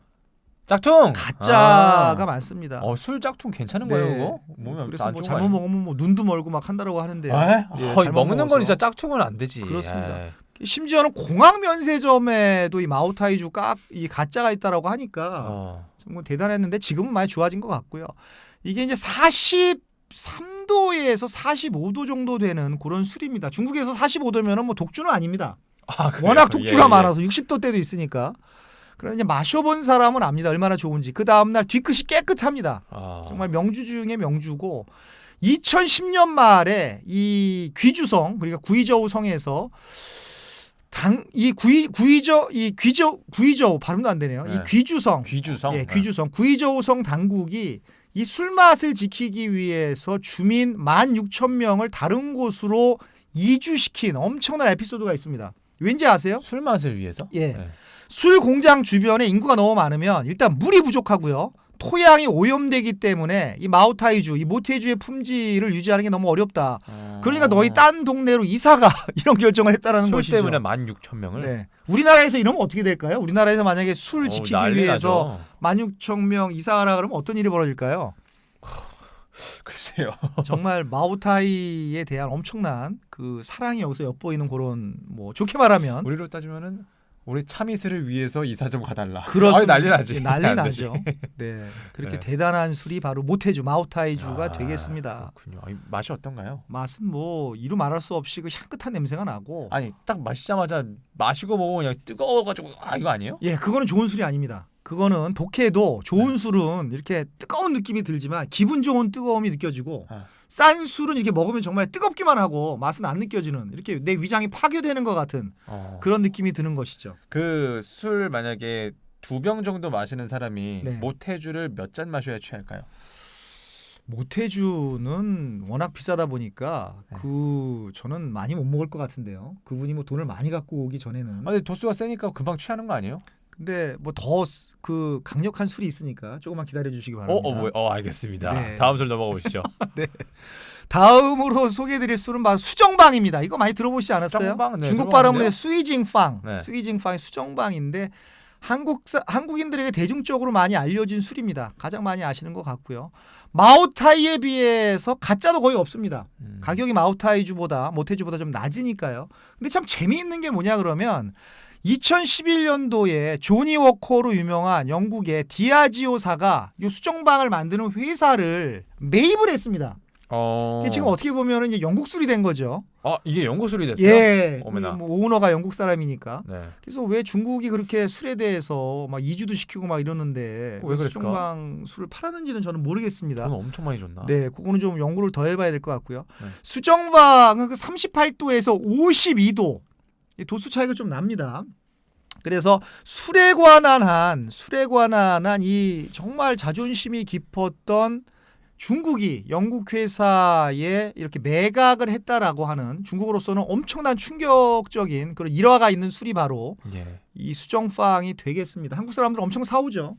어. 마오타이만큼은 아니더라도 정말 괜찮은 술 중에 하나입니다. 이것도 비싸요? 마오타이만큼은 안 비싸죠. 마오타이주보다 훨씬 싸죠. 그래도 100불은 넘습니다. 한 병에 비싸네. 100불은 근데 넘습니다. 크죠? 양이 큽니다. 많죠? 예, 720ml 이게 크죠. 괜찮네. 마오타이는 뭐 100만 원부터 시작하는 것도 많고. 소주 한 병이 몇 밀리죠? 소주 한 병이 한 320ml 정도 되나요? 저는 소주파가 그래요? 아니라서 잘 모르겠습니다. 2배 정도 되겠구나. 그렇습니다. 네. 근데 100불 넘어간다라고 하니까 싼 술은 결코 아니고. 아니 그럼 고량주는 중국에서는 안 유명해요? 네, 그래서 바로 네. 다음에 소개해드릴 술이 고량주입니다. 이게 가오량주라고 하는데 네. 스스로 만든 그 중류주입니다. 그래서 한국의 그 차이니스 레스토랑에서 가장 많이 보는 게 사실 이 고량주죠. 네. 이렇게 뭐 고량주 한 잔 주세요, 뭐 한 병 주세요 할 때가 이 바로 그 고량주입니다. 이게 좀 싼 술이죠. 그래서 고량주 중에서는 그 대만의 그 금문 고량주가 가장 유명한데 요즘에 한국 양꼬치집에서는 연태 고량주가 많더라고요. 연태 고량주가 연태 고량주. 예, 연태 그 도시 이름입니다. 옌타이라고 하는 연태 네. 고량주가 많은데 고량주는 그렇게 비싼 술은 아니고 그 수수로 만든 그 수수로 그 수수죠. 수수로? 예, 수수로. 네. 수추로 그러면 안 되죠. 예. 수수로 만든 그 중류주가 되겠습니다. 고량주가 있고요. 그럼 그리고 고량주는 좀 대중적인가요? 대중적이죠. 싸고 대중적입니다. 예. 뭐 한 10,000원 정도면은 살 수 있는 야, 그런 술이 되겠습니다. 고량주 그 독한 게 그게 대중적이면은 중국 사람들 술 되게 잘 마시겠다. 뭐 그렇습니다. 사람마다 편차가 다른데 어떤 네. 사람은 뭐 진짜 그 주신급도 있어요. 술주자의 신자 저 주신급도 러시아 있습니다. 사람하고 중국 사람하고 하면 술 대결 한번 해야 되겠다. 네, 그거 한번 재밌을 것 같습니다. 네. 그리고 이제 오량 액주라는 게 있는데 중국 발음은 이제 우량 예주라고 하는데 쓰촨성의 대표적인 명주입니다. 그리고 수수, 쌀, 찹쌀, 옥수수, 밀 이 5가지 곡식이 이제 주 원료인데 네. 이 마오타이만큼 고급 술입니다. 근데 그 오량 그 액주, 이 우량 예주가 독한 거는 68도짜리까지 있대요. 아니 어느 정도지 68도면? 그럼 뭐 이거야말로 타 들어가지 않겠어요? 이거 68도면 사망에 이르는 거 아닙니까? 예, 40도까지는 그냥 액이고 네. 68도 정도야말로 이렇게 불 지를 수 있고 이렇게 네. 섞어서 훅 해가지고 섞어서 불 와, 나오고 이거 어떻게 마셔?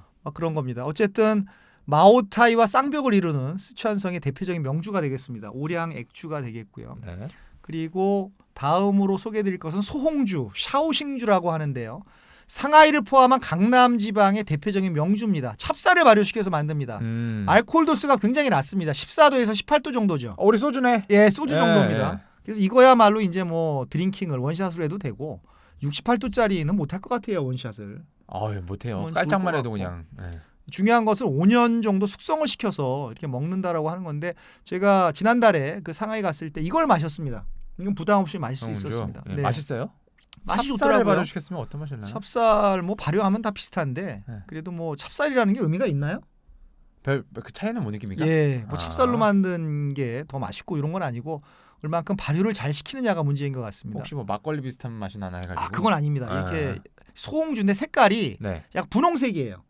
분홍색에 이렇게 색깔이 쫙 번지는데 이 와인과 같은 옅은 와인과 같은 그런 기분이었습니다. 저는 참 막걸리 좋아하거든요. 네, 서양 사람들이 막걸리 되게 좋아한다는데 그렇습니다. 우리의 대표 이런 걸로 좀 널리 퍼졌으면 좋겠어요. 예, 막걸리. 지금 숭실대학교에 와 있는 그 국제 학생들도 네. 뭐 교환 학생들도 막걸리 엄청 마시고 있습니다. 그러니까 되게 달달한데 취하잖아요. 네. 맛있어요. 근데 취하고 나서는 고통을 호소하더라고요. 아 그렇다고 하더라고요. 저는 오히려 괜찮던데. 네, 그렇습니다. 막걸리가. 예.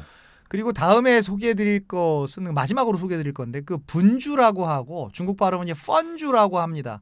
그 산시성에서 생산되는 수수와 그 밀로 만든 그 백주입니다. 백주. 예, 하얀색 그 네. 술인데 정말 오랜 역사를 가진 중국의 8대 명주로 꼽힙니다. 오. 중국 8대 명주. 그 마오쩌둥 주석인가요? 어떤 유명한 정치인이 중국의 8대 명주를 꼽은 걸로 알고 있는데 그건 제가 더 공부를 해봐야 될 것 같고요.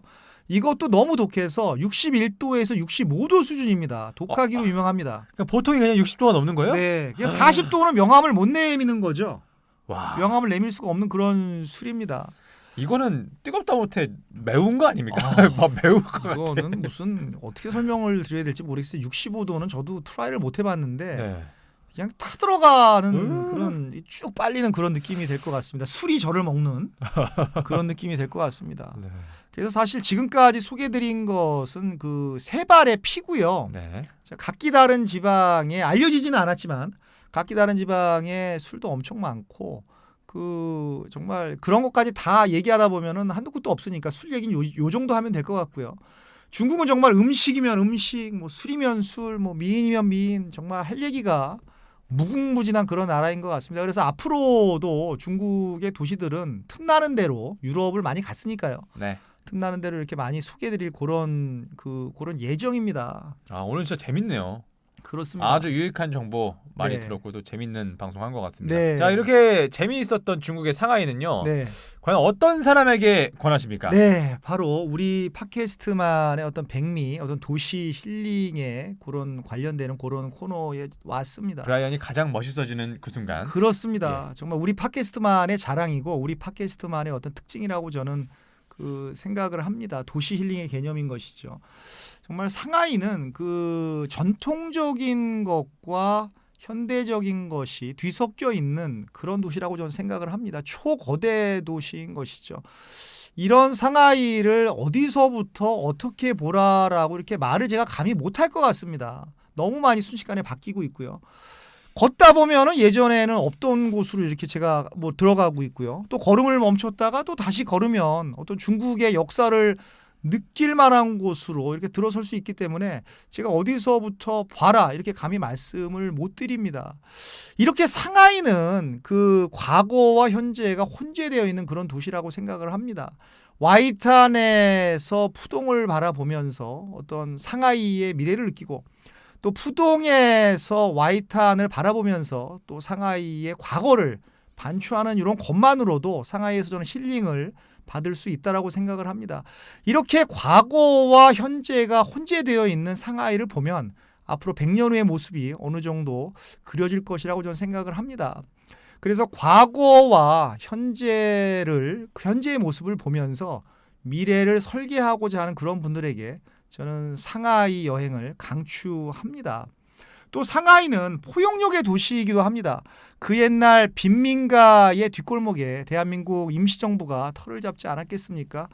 일제 탄압 속에서 한국과 중국은 정말 동병상련을 했다라고 하는 것을 상하이에서 느낄 수 있었습니다.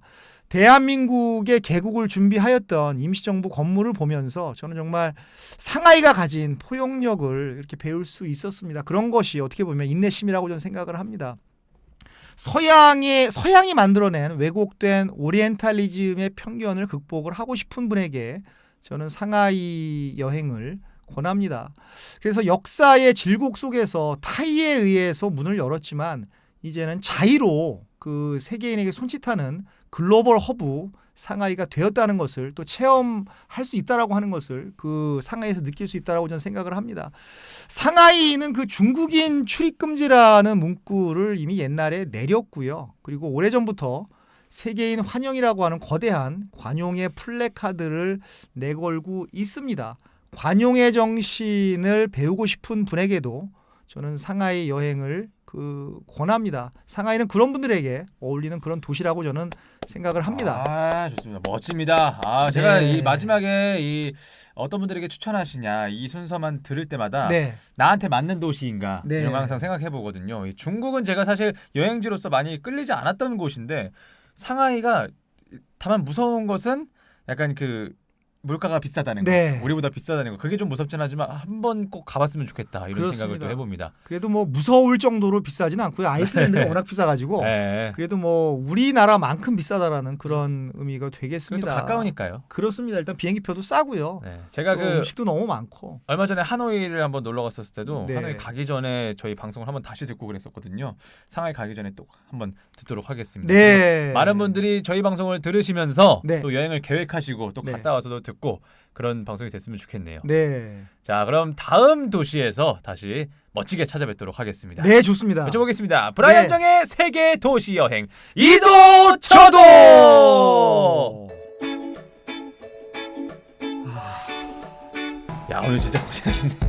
진짜 저는 진짜 오늘 뭐 진짜 이 정해진 시간 안에 네. 끝날 수 있을까 생각을 했는데. 그래도 선방했는데요. 예, 선방했습니다. 이렇게 네. 쭉쭉 나와서 이 선방을 했습니다. 근데 맥주가 진짜 별론가 보다. 네, 맥주는 뭐 제가 오죽하면 맥주 랭킹을 뺏겠습니까? 중국의 맥주는 참 어떻게 말씀드려야 될까요? 이게 내세울 만한 게 별로 없는 것 같아요. 저 중국 술도 근데 잘 안 먹어봤는데 네. 고량 주는 맛을 봤지만 중국 술들이 약간 저는 그건 맞거든요. 소주보다 위스키 뭐 이런 아니면은 뭐냐 이거 샷으로 먹는 거 그런 것들이 되게 잘 받아요. 데킬라 이런 게 오히려. 네, 그렇나요? 약간 그러면 중국 술도 잘 맞을까요? 비슷한가? 중국 술도 편차가 너무 나서 네. 저는 일단 여러 가지 종류를 드셔본 다음에 그 상하이 한번 가셔가지고요. 드셔본 다음에 이렇게 얘기하시는 게 좋을 것 같고 저는 또 하나 말씀드리고 싶은 게 그 상하이 택시입니다. 사기. 예, 택시 사기꾼들이 너무 많아가지고 안 그래도 이번에 같이 갔던 제 일행 중에 한 분은 그냥 3km 가는데 3만 원을 냈다라는 거예요. 그러니까 그걸 냈어요, 근데? 잘 모르니까 모르면 돈입니다. 그러니까 도시는 모르면 싸워야지, 돈이에요. 싸워야지. 저쪽으로 가자 그랬더니 그 사람이 이건 뭐 차도 막히고 일로 돌아가야 되고 그래서 뭐 이렇게 딱 갔더니 알고 봤더니 삥 돌아서 갔더니 직선거리로는 3km밖에 안 되고 그런 것도 있고 위조 지폐도 또 있다 그러고요. 저는 한번 상하이에서는 아니지만 베이징에서 그런 위조 지폐 희생자가 된 적이 있습니다. 아 진짜요? 예, 100원을 냈더니 이 100원을 바꿔치고 이렇게 바꿔쳐서 저한테 주면서 너 위조 지폐 내니 이거 네 돈 아니야. 그러면서 다른 돈을 내라고 계속 하는 거죠. 그래서 제가 주고 해갖고 500 위안을 뜯긴 적이 있습니다. 아, 진짜? 진짜요? 예. 아, 그런 것 때문에 지금 현금을 안 쓰고 그렇게 뭐 바꾸는 건가? 그럴 수도 있는 것 같고요. 그래서 저는 상하이 택시는 도시로서는 GDP도 많이 오르고 많이 성공이 됐을 것 같은데 그냥 뭐 택시 저는 안 탔습니다. 그래서 그 뭐 주변에 막 택시 사기 당했다라는 그런 얘기만 있고 그리고 뭐 물가는 뭐 우리나라 수준에서 조금 더 비싸다라고 생각을 하니까 뭐 그래도 뭐 예전에 비하면 많이 오른 것 같고요. 혼자 먹기에도 다 좋아요. 혼자도 진짜? 먹기 좋습니다. 그 혼밥을 할 수 있는 데도 많이 있고요. 또 혼자 주문한다 그래가지고 아주 큰 레스토랑이 아닌 이상 혼자 주문한다고 뭐라고 하지는 않고요. 혼밥 충분히 좋고. 진짜 잘 그리고 또 살았다. 네, 그리고 영화 새끼 보셨나요? 저는 안 봤어요. 그 탕웨이가 나온 탕웨이가 바로 그 항저우 바로 상하이 옆에 있는 항저우가 고향인데. 솔직히 야한 장면만 클립으로 좀 봤어요. 아 그러셨구나. 그 새끼의 그 배경이 되는 도시가 바로 이 상하이가 되겠고요. 그리고 뭐 상하이 축구 저는 뭐 상하이 축구팀이 있나요? 상하이요? 상하이가 축구팀이 있는데 그러니까 중국 축구 자체가 지금 말이 되게 많은 게 그 월드컵에 이제 나가겠다고 이제 귀화 선수들을 많이 데려왔어요. 중국에서 몇 년 이상 뛰고 이제 브라질 선수도 귀화시키고 막 3명인가 귀화시켰는데도 불구하고 지금 또 못해. 아니 그래서 오죽하면 히딩크 감독이 네. 그걸 포기하고 또 가셨겠습니까? 그 리피 감독이라고 이탈리아 유명한 또 월드컵 우승시켰던 감독이 하다가 얼마 전에 지고 나서 나 이 연봉 받는데 미안하다 못하겠다고 나갔잖아요. 네. 정말 어떻게 그 희한해요. 14억 인구 중에서 그 뽑았는데 왜 못할까? 올림픽 이런 데 나가면 엄청 잘하면서 왜 축구는 이렇게 못할까? 그러니까 그것도 참 의문이요. 농구도 잘하거든요, 곧잘. 네. NBA는 안 돼도. 그리고 상하이 IT 수준이 정말 대단해서 지금 안면 인식 기술을 하고 근데 있다는 진짜 게 신기하다.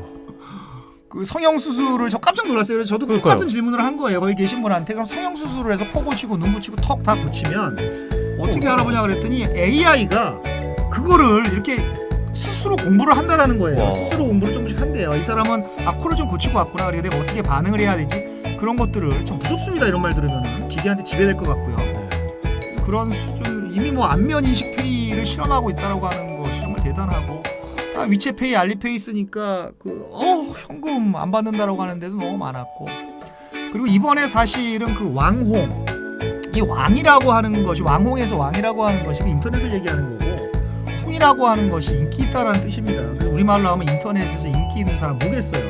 파워 블로거입니다. 파워 블로거를 중국에서 왕홍이라고 하는데 제가 이번에 왕홍을 보면서 너무 실제 왕홍을 이렇게 만든 게 아니라 실제 왕홍을 만나고 왔어요. 네. 근데 거기 들어보니까 어떤 사람은 이 구독자가 무슨 뭐 1억 명? 진짜 다르다. 아니, 구독자가 막 1억 단위가 명 되고 다르네. 막 네. 5천만 명, 3천만 명, 뭐 몇십만 명은 그냥 이렇게 작은 왕홍, 새끼 왕홍이라고 하고 야 그래서 이게 어떻게 무슨 정말 중국은 크다. 야, 1억 명. 뭐 1억 명이라고 하니까요. 5천만 명 되고 7천만 명 되고 하니까 뭐 왕홍인데 우리나라도 저도 블로거를 하고 있지만 참 저는 뭐 1억 명 뭐 될 수도 없겠지만 정말 10,000명만 되면 좋겠습니다. 저희 지금 구독자 몇천 명 돼가지고 엄청 행복했는데 그렇습니다. 저기는 몇천만 억 단위니 뭐. 대단합니다. 와우 와우 와우 와우 와우 와우 와우 와우. 네.